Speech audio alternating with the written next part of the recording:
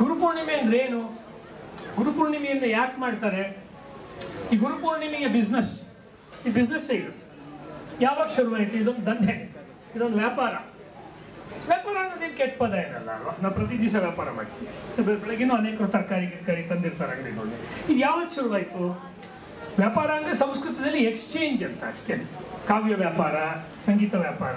ವ್ಯಾಪಾರ ಅಂದರೆ ಆದಾನ ಪ್ರದಾನ, ಕೊಡೋದು ತಗೊಳ್ಳೋದು. ಇದು ಯಾವತ್ತಿನ ಶುರುವಾಯಿತು ಗೊತ್ತಿಲ್ಲ. ಯಾವತ್ತಿಂದ ಈ ಪ್ರಕೃತಿ ಇದೆಯೋ ಅವತ್ತಿಂದನೂ ಇರೋವಂಥದ್ದೇ. ಒಂದು ಇನ್ನೊಂದೇ ನೋಡ್ತಾ ಇದೆ. ಪ್ರಕೃತಿಯಿಂದ ಮಹತ್ತೊಟ್ಟಿ ಮಹಂತಿದ್ದ ಅಹಂಕಾರ. ನಮ್ಮ ಸಾಂಖ್ಯಶಾಸ್ತ್ರ ಯೋಗಶಾಸ್ತ್ರ ಹೇಳಿದ್ರೆ ಮೊದಲು ಪ್ರಕೃತಿ ಇದ್ಲು, ಪ್ರಕೃತಿ ದೇವಿ. ಆಮೇಲೆ ಅವಳಿಂದ ಮಹತ್ ಹುಟ್ಟಿತು. ಮಹತ್ ಅಂದರೆ ಬುದ್ಧಿ, ಜ್ಞಾನ. ಆ ಬುದ್ಧಿಯಿಂದ ಅಹಂಕಾರ ಹುಟ್ಟಿತು. ಅಹಂಕಾರ ಬಂದಾಗ ನಾನು ಅನ್ನೋ ಒಂದು ಐಡೆಂಟಿಟಿ ಬಂತು. ಐಡೆಂಟಿಟಿ ಬಂದ ಮೇಲೆ ಉಳಿದಂಥ ಜಗತ್ತಿಗೆ ಬೇಕಾದಂತಹ ಏನನ್ನು ನಾವು ಗುಣಗಳು ಅಂತ ಹೇಳ್ತೀವಿ. ಸತ್ವಗುಣ, ರಜೋಗುಣ, ತಮೋಗುಣ, ಅದೆಲ್ಲ ಯೋಗವನ್ನು ಅಭ್ಯಾಸ ಮಾಡೋರಿಗೆ ಗೊತ್ತಿರುತ್ತೆ. ಈ ಗುಣಗಳು ಬಂತು. ಆಮೇಲೆ ಸತ್ವಕ್ಕೂ ರಜಸ್ಗೂ ತಮಸ್ಗೂ ಜಗಳ. ಯಾವ್ದು ದೊಡ್ಡದು ಯಾವುದು ಇದು ಅಂತ ಹೇಳಿ ಕೊನೆಗೆ ಅದರೊಳಗಡೆ ತಮಸ್ಸು ತುಂಬ ಕೆಳಗಿದ್ದು, ರಜಸ್ಸು ಪರವಾಗಿಲ್ಲ, ರಾಜಸಿಕತೆ ಅವಾಗವಾಗ ಬೇಕಾಗತ್ತೆ. ಈ ಹೋಟ್ಲಲ್ಲಿ ಇಲ್ಲಿ ಪಕ್ಕದಲ್ಲಿ ಬ್ರಾಹ್ಮಿನ್ಸ್ ಕೆಫೆ ಇದೆ. ನೀವು ಚೀಟಿ ತೊಗೊಂಡ್ಬಿಟ್ಟಿರ್ತೀರ, ಹೊಟ್ಟೆ ಸಿಕ್ತಿರುತ್ತೆ. ಮಸಾಲೆ ದೋಸೆ ಬರುತ್ತೆ. ರಾಜಸ್ಸು ಅಂದ್ರೆ ಏನು ಅಂತ? ರಾಜಸ್ಸು ಅಂದರೆ ಮಸಾಲೆ ದೋಸೆ ಅಲ್ಲ, ಸ್ವಲ್ಪ ಮುಂದಕ್ಕೆ ಹೇಳ್ತೀನಿ. ಮಸಾಲೆ ದೋಸೆ ನಿಮ್ಮದು ಚೀಟಿ 31, ನನ್ನ ಚೀಟಿ 34. ನನಗೆ ಮುಂಚೆ ಕೊಟ್ಬಿಡ್ತಾನೆ ಮಸಾಲೆ. ಏನ್ರಿ ಅವಾಗಿನ ಕಾಯ್ಕೊಂಡಿಲ್ವ? ಕತೆ ಕಾಯಕ್ಕೆ ನಿಂತಿದ್ದೀವಿ, ಇಲ್ಲಿ ದುಡ್ಡು ಕೊಟ್ಟಿಲ್ವ? ಪುಕ್ಸಟ್ಟೆ ಬಂದಿದ್ದೀವ ನಾವಿಲ್ಲಿ ಅಂತ ನಿಮ್ಮ ಒಳಗಡೆ ಒಂದು ಉಕ್ಕಿ ಬರುತ್ತಲ್ಲ, ಒಂದು ಕ್ರೋಧ. ಅದು ನಾನು ಅನ್ನೋದ್ರ ಜೊತೆ ಇರೋದು. ನನ್ನನ್ನು ಬಿಟ್ಟು ಇವ್ರಿಗೆ ಕೊಟ್ರಲ್ಲ, ಕೊಟ್ಟಿದ್ದಕ್ಕೇನಿಲ್ಲ. ಹಾಗೆ ಇಸ್ಕೊಂಡವ್ರು ನಿಮ್ಮ ಗುರುಗಳೇ ಆಗಿದ್ರೆ, ನಿಮ್ಮ ಪ್ರೇಮಿ ಆಗಿದ್ರೆ, ನಿಮ್ಮ ಲವರ್ ಆಗಿದ್ರೆ, ಬಿಡು ಅವಳೇ ತಿನ್ಲಿ ಪರವಾಗಿಲ್ಲ, ನಾನು ಅಡ್ಜಸ್ಟ್ ಮಾಡ್ಕೊಡ್ತೇನೆ. ವ್ಯತ್ಯಾಸ ಆಗುತ್ತೆ. ರಜಸ್ ಅಂದ್ರೆ ಇದು ಆಟ. ಈ ಜಗತ್ತು ನಡೀತಾ ಇದ್ರೆ ರಜಸ್ಸಿನ ಆಟ. ಅವ್ರು ಹೇಗೆ ಮರಳಿನಲ್ಲಿ ಬೇರೆ ಬೇರೆ ಭಾವನೆಗಳನ್ನು ತೋರಿಸಿದ್ರು, ಹಾಗೆ ಈ ರಜಸ್ಸಿನ ಆಟ ಇದೆಯಲ್ಲ, ರಜಸ್ಸು ಮಧ್ಯದಲ್ಲಿದೆ. ಇಡೀ ವಿಶ್ವದ ಮಧ್ಯದಲ್ಲಿ ಯಾವುದಿದೆ ಅಂತ ವೇದಗಳು ಪ್ರಶ್ನೆ ಕೇಳುತ್ತೆ. ಎಲ್ಲವನ್ನು ಹಿಡಿದು ನಿಲ್ಲಿಸಿರುವಂಥದ್ದು ಯಾವುದು ಅಂತ ವೇದದಲ್ಲಿ ಬರುತ್ತೆ, ನಿರುಕ್ತದಲ್ಲೂ ಬರುತ್ತೆ. ಯಾಸ್ಕರ ನಿರುಕ್ತದಲ್ಲಿ ಬರುತ್ತೆ. ವೇದ ಇಡೀ ಜಗತ್ತನ್ನು ಹಿಡಿದು ನಿಲ್ಲಿಸಿರೋದು ಯಾವುದು ಅಂದರೆ ಒಂದು ತತ್ವ. ಆ ತತ್ವ ಯಾವುದು? ಇವತ್ತು ಯಾರು ಅದ್ರ ಹೆಸರು ಹೇಳೋಣ, ಎಲ್ರಿಗೂ ಗೊತ್ತು. ಅದು ಒಂದು ಮನೆ ನಿಂತಿರುತ್ತೆ, ಒಂದು ಹಳೆ ಕಾಲದ್ದು ಮಲೆನಾಡಿನ ಮನೆ. ಯಾವುದ್ರ ಮೇಲೆ ನಿಂತಿರುತ್ತೆ? 4 ಕಡೆ ಉದ್ದವಾದ ಕಂಬಗಳನ್ನು ಇಟ್ಟಿರ್ತಾರೆ.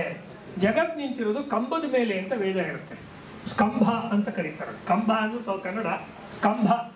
ಸ್ಕಂಭ ಸೂತ್ರ ಅಂತಾನೆ ಜಗತ್ತಲ್ಲಿದೆ. ಇದರಲ್ಲಿ ವೇದಗಳಲ್ಲಿ ಸ್ಕಂಭ ಸೂತ್ರ ಅಂತಾನೆ ಒಂದು ಸೂತ್ರ ಇದೆ. ಅಂದ್ರೆ ನಮ್ಮ ಕಣ್ಣಿಗೆ ಕಾಣಿಸದೇ ಇರುವಂತ ಎತ್ತರದ ಆಕಾಶ ಲೋಕಗಳು, ಕಣ್ಣಿಗೆ ಕಾಣಿಸುವಂತ ಈ ಭೂಮಿ, ಕೆಳಗೆ ಇರುವಂತ ಪಾತಾಳ ಎಲ್ಲವೂ ಕೂಡ ಸ್ಕಂಭದ ಮೇಲೆ ನಿಂತಿದೆ. ಈ ಬಿಲ್ಡಿಂಗ್ ಕಟ್ಟಬೇಕಾದ್ರೆ ಒಂದು ಪಿಲ್ಲರ್ ಮೇಲೆ ಹಾಕಿ ನಿಲ್ಲಿಸ್ತಾರಲ್ಲ, ಆ ರೀತಿಯಾಗಿ ಈ ಜಗತ್ತು ಒಂದು ತತ್ವದ ಮೇಲೆ ನಿಂತಿದೆ. ಈ ತತ್ವವನ್ನ ಬೇಕಿದ್ರೆ ಸುಮ್ಮನೆ ಇರ್ಬೋದು, ಸುಮಾರು ಬೇಕಿದ್ರೆ ಮಾತ್ರ ಗುರು ಅಂತ ಕರಿಬೋದು. ಕರಿಬೇಕು ಅಂತ ಏನಿಲ್ಲ, ಕರಿಬೇಕು ಅಂತ ಯಾವ ಗ್ಯಾರಂಟಿನೂ ಇಲ್ಲ, ಯಾವ ಅಪೇಕ್ಷೆನೂ ಇಲ್ಲ. ಕಂಬಕ್ಕೆ ಅದು ನಿಂತಿದೆ. ಆ ಸ್ತಂಭದಿಂದನೇ ವಿಷ್ಣು, ಹರಿ, ಬ್ರಹ್ಮ ಎಲ್ಲರೂ ನಿಂತಿರೋದು. ನಮ್ಮೆಲ್ಲ ಅವತಾರ ತತ್ವಗಳು ನಿಂತಿರೋದು.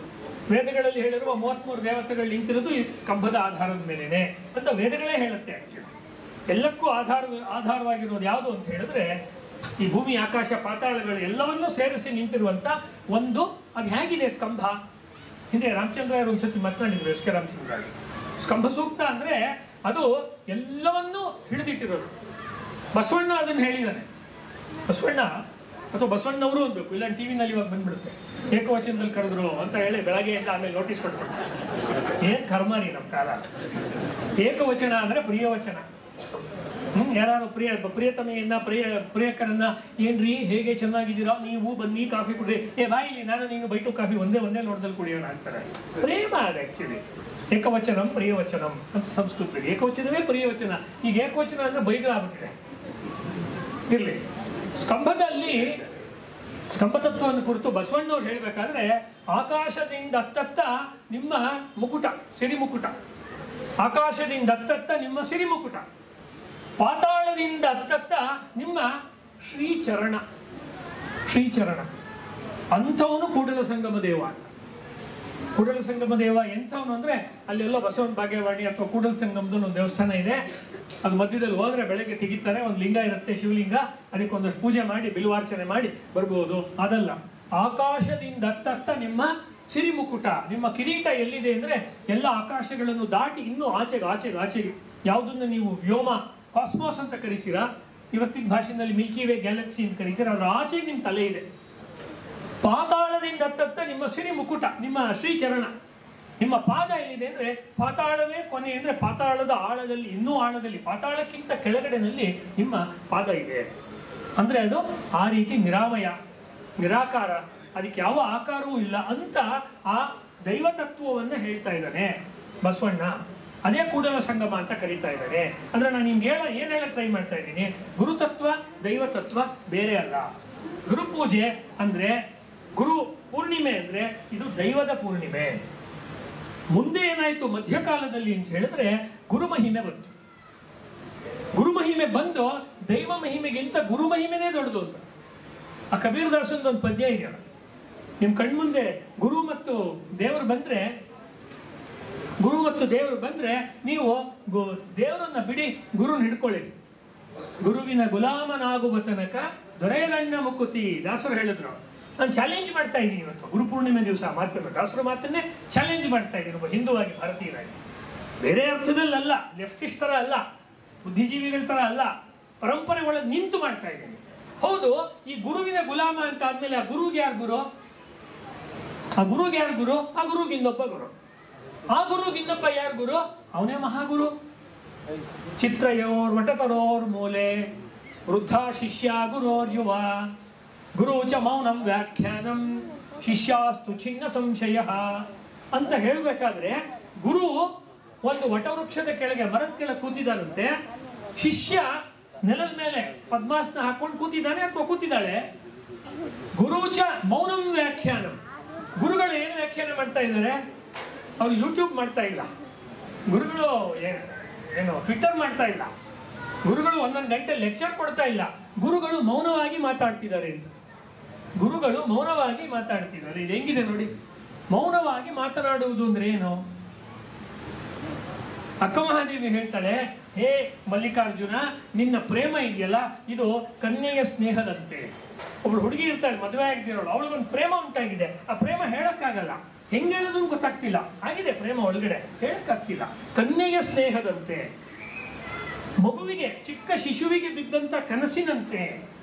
ಒಂದು 6 ತಿಂಗಳು ಮಗು, ಅದಕ್ಕೆ ಕನಸು ಬೀಳುತ್ತೆ, ಏನ್ ಹೇಳಕ್ ಗೊತ್ತಾಗುತ್ತೆ? ಇನ್ನು ಮಾತೇ ಬಂದಿಲ್ಲ, ಅದಕ್ಕೆ ಅನುಭವ ಆಗ್ತಾ ಇದೆ, ಮಾತಿಲ್ಲ. ಮಾತಿಗೆ ಅನುಭವಕ್ಕೆ ಸಂಪರ್ಕ ಸಂಬಂಧ ಇರಬೇಕಾಗಿಲ್ಲ ಅಂತ ಭಾರತ ಹೇಳ್ತು. What you experience need not be expressed, what you are expressing need not be your experience at all. ನಿಮ್ಮದಲ್ಲದ ಅನುಭವವನ್ನು ನಿಮ್ಮದು ಅನ್ನುವಂತೆಯೇ ಹೇಳ್ಬೋದು. ಇವತ್ತು ChatGPT ಬಂದಿದೆ, ಹೇಳಿ ನೀವು ಯೋಗಶಾಸ್ತ್ರ ಪತಂಜಲಿ ಹೇಳು ನೀನು ಅಂದರೆ ಎಲ್ಲ ಹೇಳುತ್ತೆ. Hey Alexa give me lecture on yogashastra, Alexa ಕೊಟ್ಬಿಡುತ್ತೆ. ನಿಮ್ಮ ಅನುಭವನ ಅವ್ರು ಹೇಳಿದ್ರಲ್ಲ, ನೀನು ಪೂತನಿ ಕೊಟ್ಟ ವಿಷವನ್ನು ಕುಡಿದ್ರೆ ಆಮೇಲೆ ನಿನಗೆ 8 ಹೆಂಡತಿರು ಸಿಗ್ತಾರೆ, ಇನ್ನು 16,008 ಹೆಂಡತಿರು ಸಿಗ್ತಾರೆ ನಿನಗೆ, ರಾಧೆನೂ ಸಿಗ್ತಾಳೆ, ಮತ್ತೆ ಇದಕ್ಕೆ ರೆಡಿ ಇದೆಯಾ ಅಂತ. ಅನುಭವ, ಇಡೀ ಗುರು ಪರಂಪರೆ, ಇಡೀ ಗುರು ಪೂರ್ಣಿಮೆ, ಇಡೀ ಅಧ್ಯಾತ್ಮ, ಇಡೀ ದೈವತತ್ವ ನಮ್ಮ ದೇಶದಲ್ಲಿ ಕ್ರಿಶ್ಚಿಯನ್ರಿಗಿಂತ ಮತ್ತು ಇಸ್ಲಾಂನವ್ರಿಗಿಂತ ಭಿನ್ನವಾಗಿ ನಿಂತಿರೋದು ಎಲ್ಲಿ ಅಂದರೆ ಎಕ್ಸ್ಪೀರಿಯನ್ಸ್. ನಿಮಗೆ ಅನುಭವ ಆಗಿದೆಯಾ? ಯೋಗವನ್ನು ಮಾಡುವಾಗ ಅವ್ರು ಹೇಳ್ತಾರೆ, ಎಲ್ಲ ಯೋಗಾಸನ ಮಾಡಿ ಶವಾಸನ ಮಾಡುವಾಗ feel the lightness on your body, relax your toes ಎಲ್ಲ ಗೊತ್ತು, ನಾವು ಅದೆಲ್ಲ ಮಾಡಿದ್ದೀವಿ. ರಾಘವೇಂದ್ರ ಹೆಗಡೆ ಅವರು, ನಮ್ಮ ರಾಘವೇಂದ್ರ ಶೆಣೆ ಅವರು ತುಂಬ ಹಳೆಯ ಸ್ನೇಹಿತರು, ಹಿರಿಯ ಸ್ನೇಹಿತರು. ಯಾಕೆ ಇದನ್ನು ಹೇಳಿದೆ? ಅವ್ನು ರಿಲ್ಯಾಕ್ಸ್ ಅಂತಿರ್ತಾರೆ. ನಿಮಗೆ ಇಲ್ಲಿ ಮುಗುದ್ ಫೀಸ್ ಕಟ್ಟಕ್ಕೆ ದುಡ್ಡು ಇರ್ತಿರೋದು, ಈ ವಯ್ಯ ಏನೋ ರಿಲ್ಯಾಕ್ಸ್ ಅಂತಿದ್ದಾರೆ. ನನ್ನ ಕತೆ ಮುಗಿಸ್ಕೊಬಿಟ್ಟು ಯೋಗ ಕ್ಲಾಸ್ಗೂ ಮನೆಗೆ ಹೋದ್ರೆ ಬೇರೆ ಕೆಲಸ ಇದೆ ಅಂದ್ರೆ ನೀವು ಅಲ್ಲಿಲ್ಲ ಅಂತ. ಅಲ್ಲಿ ಬಾಡಿ ಇದೆ, ದೇಹ ಉಂಟು, ನಿಮಗೆ ಅವರು ರಿಲ್ಯಾಕ್ಸ್ ಅನ್ನೋದು ಶಬ್ದವಾಗಿ ಕಾಣಿಸ್ತಾ ಇದೆ. ಅದೇ ನೀವು ಹೋಗಿ ಹೆಂಗೋ ದುಡ್ಡು ಹೊಲಿಸಿ ಅದನ್ನ ಕೊಟ್ಬಿಡ್ತೀರಲ್ಲ ಅತ್ಲಾಗ ಸ್ಕೂಲ್ನವ್ರು ಋಣ ತೀರಿಸ್ಬಿಟ್ರೆ 1,50,000 ಎಷ್ಟೋ ಅವ್ರ ಮುಖಕ್ಕೆ ಹಾಕ್ಬಿಟ್ಟು ಒಂದು ಋಷಿದಿ ತಗೊಂಡ್ಬಿಟ್ರೆ ಆಮೇಲೆ ಖುಷಿ. ಪಕ್ಕದ ಹೋಟ್ಲಲ್ಲಿ ಒಂದು ಬೈಟು ಕಾಫಿ ಕುಡಿಯೋಣ, ಆವಾಗ ರಿಲ್ಯಾಕ್ಸ್. ನಿಮ್ಮ ರಿಲ್ಯಾಕ್ಸು ಅವರ ರಿಲ್ಯಾಕ್ಸು ಬೇರೆ. ಅದಕ್ಕೆ ಹೇಳಿದ್ದು ನಮ್ಮ ವಿಚಾರ ನಿಂತಿರೋದು, ಈ ಗುರುತತ್ವ ನಿಂತಿರೋದು ಎಕ್ಸ್ಪೀರಿಯನ್ಸ್ ಮೇಲೆ, ಅನುಭವ. ನಿನಗೆ ಅನುಭವ ಆಯ್ತಾ? ಬೇಂದ್ರೆಯವರು ಕನ್ನಡದ ಬಹಳ ದೊಡ್ಡ ಕವಿ, ನನಗೆ ಬೇಂದ್ರೆ ಇಲ್ಲದೆ ಮಾತು ಮುಗಿಸೋಕ್ಕೆ ಆಗಲ್ಲ. ಬೇಂದ್ರೆಯವರು ಒಂದ್ಸರ್ತಿ ಉತ್ತರ ಭಾರತ ಪ್ರವಾಸಕ್ಕೆ ಹೋಗಿದ್ರಂತೆ, ಎಲ್ಲ ಹಿಮಾಲಯದ ಕಡೆಗೆ. ಅದನ್ನು ಬರ್ದಿಯಾರು ಶಿಷ್ಯರೊಬ್ರು. ಹೋದಾಗ ಅವರು ಟ್ಯಾಕ್ಸಿನಲ್ಲೋ ಕಾರ್ನಲ್ಲೋ ಹೋಗ್ತಾ ಇದ್ದಾರೆ. ಹೋಗ್ಬೇಕಾದ್ರೆ ಹೀಗೆ ಬಳಸು ರಸ್ತೆ ಸುತ್ತಿ ಹೋಗುವಂತ ಕರ್ವ್ ರೋಡ್ಸು ನೋಡಿರ್ತೀರ ನೀವು, ಬೆಟ್ಟ ಹತ್ತುವಾಗ ಹಿಮಾಲಯದ ಕಡೆ. ಒಂದು ಬೆಟ್ಟ ಆದ್ಮೇಲೆ ಇನ್ನೊಂದು ಬೆಟ್ಟ ಕಾಣಿಸ್ತಾ ಇರುತ್ತೆ. ಆಗ ಒಂದು ಜಾಗದಲ್ಲಿ ಹಳ್ಳ, ಕೆಳಗೆ ಪ್ರಪಾತ. ಅಲ್ಲಿಂದ ಒಂದು ಹುಡುಗಿ ಮೇಲಿಗೆ ಬರ್ತಾ ಇದ್ದಾಳೆ, ಪುಟಾಣಿ ಹುಡುಗಿ, ಲಂಗ ಹಾಕೊಂಡು ಶರ್ಟ್ ಹಾಕೊಂಡಿರೋ ಹುಡುಗಿ ಬರ್ತಿಯಾಳೆ. ಮೋಸ್ಟ್ಲಿ ಒಂದು ಮಿಡ್ಲ್ ಸ್ಕೂಲು ಅಥವಾ ಹೈಸ್ಕೂಲ್ ಶುರು ಆಗಿರ್ಬೋದು, 8ನೇ ಕ್ಲಾಸು 7ನೇ ಕ್ಲಾಸಿನ ಹುಡುಗಿ ಇಂತ ಇಟ್ಕೊಳ್ಳಿ, ಚಿಕ್ಕ ಹುಡುಗಿ. ಅವಳು ಒಂದು ಕೈನಲ್ಲಿ ಕೊಡ ಇಟ್ಕೊಂಡಿದ್ದಾಳೆ, ಖಾಲಿ ಕೊಡ. ಇನ್ನೊಂದು ಸೊಂಟದಲ್ಲಿ, ಇನ್ನೊಂದು ಕಡೆ ಸೊಂಟದ ಮೇಲೆ ಒಂದು ಪುಟಾಣಿ ಮಗುನ ಸೊಂಟಕ್ಕೆ ಹಾಕೊಂಡಿದ್ದಾಳೆ, ಹತ್ಕೊಂಡ್ಬರ್ತಾ ಇದ್ದಾಳೆ ಗುಡ್ಡನ. ಇದು ಬೇಂದ್ರೆ ಅವ್ರಿಗೆ ಕಾಣಿಸ್ತು. ಕವಿಗೆ ಯಾವತ್ತೂ ಕಣ್ಣು ತೆರೆದಿರುತ್ತೆ, ಕಿವಿ ತೆರೆದಿರುತ್ತೆ, ಇಲ್ಲಾಂದ್ರೆ ಕವಿ ಆಗಕ್ಕಾಗಲ್ಲ. ಅವರು ನಿಲ್ಸು ಅಂದ್ರು ಡ್ರೈವರಿಗೆ ನಿಲ್ಸಿದ್ರು. ಡ್ರೈವರ್ ನಿಲ್ಲಿಸ. ಡ್ರೈವರ್ನ ನಿಲ್ಸಿದ ಮೇಲೆ ಇವ್ರು ಇಳಿದ್ಬಿಟ್ಟು ಆ ಮಗು ಬರೋ ತನಕ, ಹತ್ಕೊಂಡ್ಬರೋ ತನಕ ಹುಡುಗಿ ಕಾದ್ರು. ಮೇಲಿಗೆ ಬಂದ್ರು. ಏನವ ತಂಗಿ, ಅವ್ರ ಭಾಷೆಯಲ್ಲಿ ಹಿಂದಿಯಲ್ಲಿ ಮಾತಾಡಿದ್ರು. ಏನವ ತಂಗಿ, ಏನ್ ಬರ್ತಾ ಇದೆಯಾ ಅಲ್ಲಿ? ಇಲ್ಲ, ಇಲ್ಲಿ ನೀರಿಲ್ಲ ನಮ್ಮ ಹಳ್ಳಿಲಿ ಕೆಳಗಡೆ, ಅದಕ್ಕೋಸ್ಕರ ನೀರು ತಗೊಂಡು ಹೋಗೋಕ್ಕೆ ಮೇಲಿನ ಊರಿಗೆ ಹಳ್ಳಿಗೆ ಬಂದಿದ್ದೀನಿ ಅಂತ ಹೇಳಿದ್ರು. ನೀನೇನೋ ಚಿಕ್ಕ ಹುಡುಗಿ, ನೀನೇ ಇಷ್ಟು ದೊಡ್ಡ ಕೊಡ ತಗೊಂಡ್ಬಂದಿದ್ಯಾ, ಜೊತೆಯಲ್ಲಿ ಇದು ಬೇರೆ ಸೊಂಟದಲ್ಲಿ ಭಾರ ಅಂತ ಹೇಳಿದ್ರು. ಬೇಂದ್ರೆ ಅವ್ರು ಏನು ಹೇಳಿದ್ರು? ಸೊಂಟದಲ್ಲಿ ಇದೇನು ಬೇರೆ ಭಾರ ಅಂತ ಹೇಳಿದ್ರು. ಹುಡುಗಿಗೆ ಎಲ್ಲಿತ್ತೋ ಸಿಟ್ಟು ಗೊತ್ತಿಲ್ಲ. ಹಂಗೆಲ್ಲ ಹೇಳ್ಬೇಡ್ರಿ, ಅದು ಭಾರ ಅಲ್ಲ ನನ್ನ ತಮ್ಮ ಅಂತ ಹೇಳಿದ್ರು. ಭಾರ ಅಲ್ಲ ನನ್ನ ತಮ್ಮ ಅಂತ ಹೇಳಿದ್ರು. ಯಾಕೆ ಇದನ್ನು ಹೇಳಿರೋದು ಅಂದ್ರೆ, ಎಲ್ಲಿಯ ತನಕ ನಿಮಗೆ ಭಾರವಾಗುವುದಿಲ್ಲವೋ ಅಲ್ಲಿಯ ತನಕ ನಿಮಗೆ ಗುರು ಬೇಕು. Please mark my words. ಎಲ್ಲಿಂದ ನಿಮ್ಮ ಜೀವನದಲ್ಲಿ ಭಾರವಾಗಕ್ಕೆ ಶುರುವಾಗುತ್ತೋ ಗುರುವನ್ನು ಹೊರಕ್ಕೆ ಹಾಕಬೇಕು. ಇದು ಗುರುತತ್ವ. ಎಲ್ಲಿ ತನಕ ಪತಂಜಲಿ ನಿಮಗೆ ಉಪಯೋಗನೋ ನಿಮ್ಮ ಜೀವನದಲ್ಲಿ ಪತಂಜಲಿನ ಇಟ್ಕೋಬೇಕು. ಎಲ್ಲಿ ತನಕ ಬುದ್ಧ ಉಪಯೋಗನೋ ಬುದ್ಧನ್ ಇಟ್ಕೋಬೇಕು. ಶಂಕರ, ರಾಮಾನುಜ, ಮಧ್ವ, ಅರವಿಂದ, ಯಾರು ಬೇಕಾದ್ರೂ ತಗೊಳ್ಳಿ, ರಮಣ ಮಹರ್ಷಿ, ಜಯ ಕೃಷ್ಣಮೂರ್ತಿ, ಇನ್ನೂ ನಿಮ್ಮ ಅನೇಕ ಬದುಕಿರೋ ಗುರುಗಳನ್ನು ತಗೊಳ್ಬಾರ್ದು, ಹೆಸರು ಭಯ ಆಗುತ್ತೆ. ಆಮೇಲೆ ಏನಾದ್ರು ಆದ್ರೆ ಕಷ್ಟ, ಆಮೇಲೆ ನೋಡ್ಕೊಳ್ಳೋಣ. ಸದ್ಯಕ್ಕೆ ಹೋಗಿರೋರನ್ನ ತಗೊಂಡು ಮಾತಾಡ್ತೀವಿ. ಅಂದ್ರೆ ದೇಹದಲ್ಲಿ ಇಲ್ಲದೆ, ವಿತ್ ಆಲ್ ರೆಸ್ಪೆಕ್ಟ್, ಅವ್ರ ಬಗ್ಗೆ ತುಂಬಾ ಅಗಣ್ಯ, ತುಂಬಾ ದೊಡ್ಡ ಗೌರವದಿಂದ ಮಾತಾಡ್ತೀನಿ. ಮಾತು ನಿಮ್ಗೆ ಅರ್ಥ ಆಗ್ಲಿ ಅಂತ ಈ ತರ ಹೇಳ್ತಾ ಇದೀವಿ ಅಷ್ಟೇ, ಅನ್ಯತಾ ಭಾವಿಸ್ಬಾರ್ದು ಅಂತ ಹೇಳ್ಬಿಡೋದು ಒಳ್ಳೇದು. ನಾನು ಕಷ್ಟ, ಇವತ್ತು ಮಾತಾಡೋದೇ ಕಷ್ಟ. ಮೈಕ್ ಕೊಟ್ಬಿಡ್ತಾರೆ, ಅದು ರೆಕಾರ್ಡ್ ಆಗಿ, ಅದು ವಿಡಿಯೋನ ಕಟ್ ಮಾಡಿ, ಅದು ಯಾವುದೋ 2 ಸೆಂಟೆನ್ಸ್ ತೆಗೆದು ಅದನ್ನ ಅದೇನದು ರೀಲಲ್ಲಿ ಹಾಕಿ ಝಾಡಿಸಿ, ಬೇಡ ಕತೆ, ರಾಮ ಕೃಷ್ಣ ಅವೆಲ್ಲ ಅವ್ರು ತೋರಿಸಿದ್ರಲ್ಲ ಮರಳಲ್ಲಿ. ಹಂಗೆ ಯಾಕೆ ಹೇಳ್ತಾ ಇದ್ದೀನಿ ಅಂದ್ರೆ, ಸತ್ಯಕಾಮರು ವೀಣಾಬನ್ನಂಜೆ, ಸತ್ಯಕಾಮರ ಶಿಷ್ಯ ವೀಣಾಬನ್ನಂಜೆ, ಅವರ ಅನುಭವದಲ್ಲಿ ಬರೀತಾರೆ.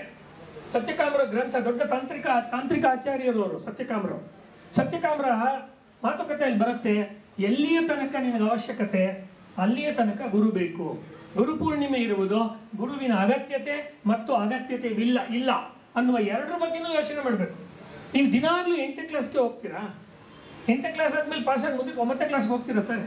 ಅಲ್ಲಿಂದ ಎಲ್ಲ ಸ್ಕೂಲ್ ಮುಗಿದ್ಮೇಲೆ ಪುಸ್ತಕನೆಲ್ಲ ಇನ್ನೊಬ್ರಿಗೆ ಕೊಟ್ಟು ಅಥವಾ ತೂಕಕ್ಕೆ ಹಾಕಿ ಆರಾಮಾಗಿ ಕಾಲೇಜ್ಗೆ ಹೋಗಿದ್ದೀರಾ ಅಲ್ವಾ?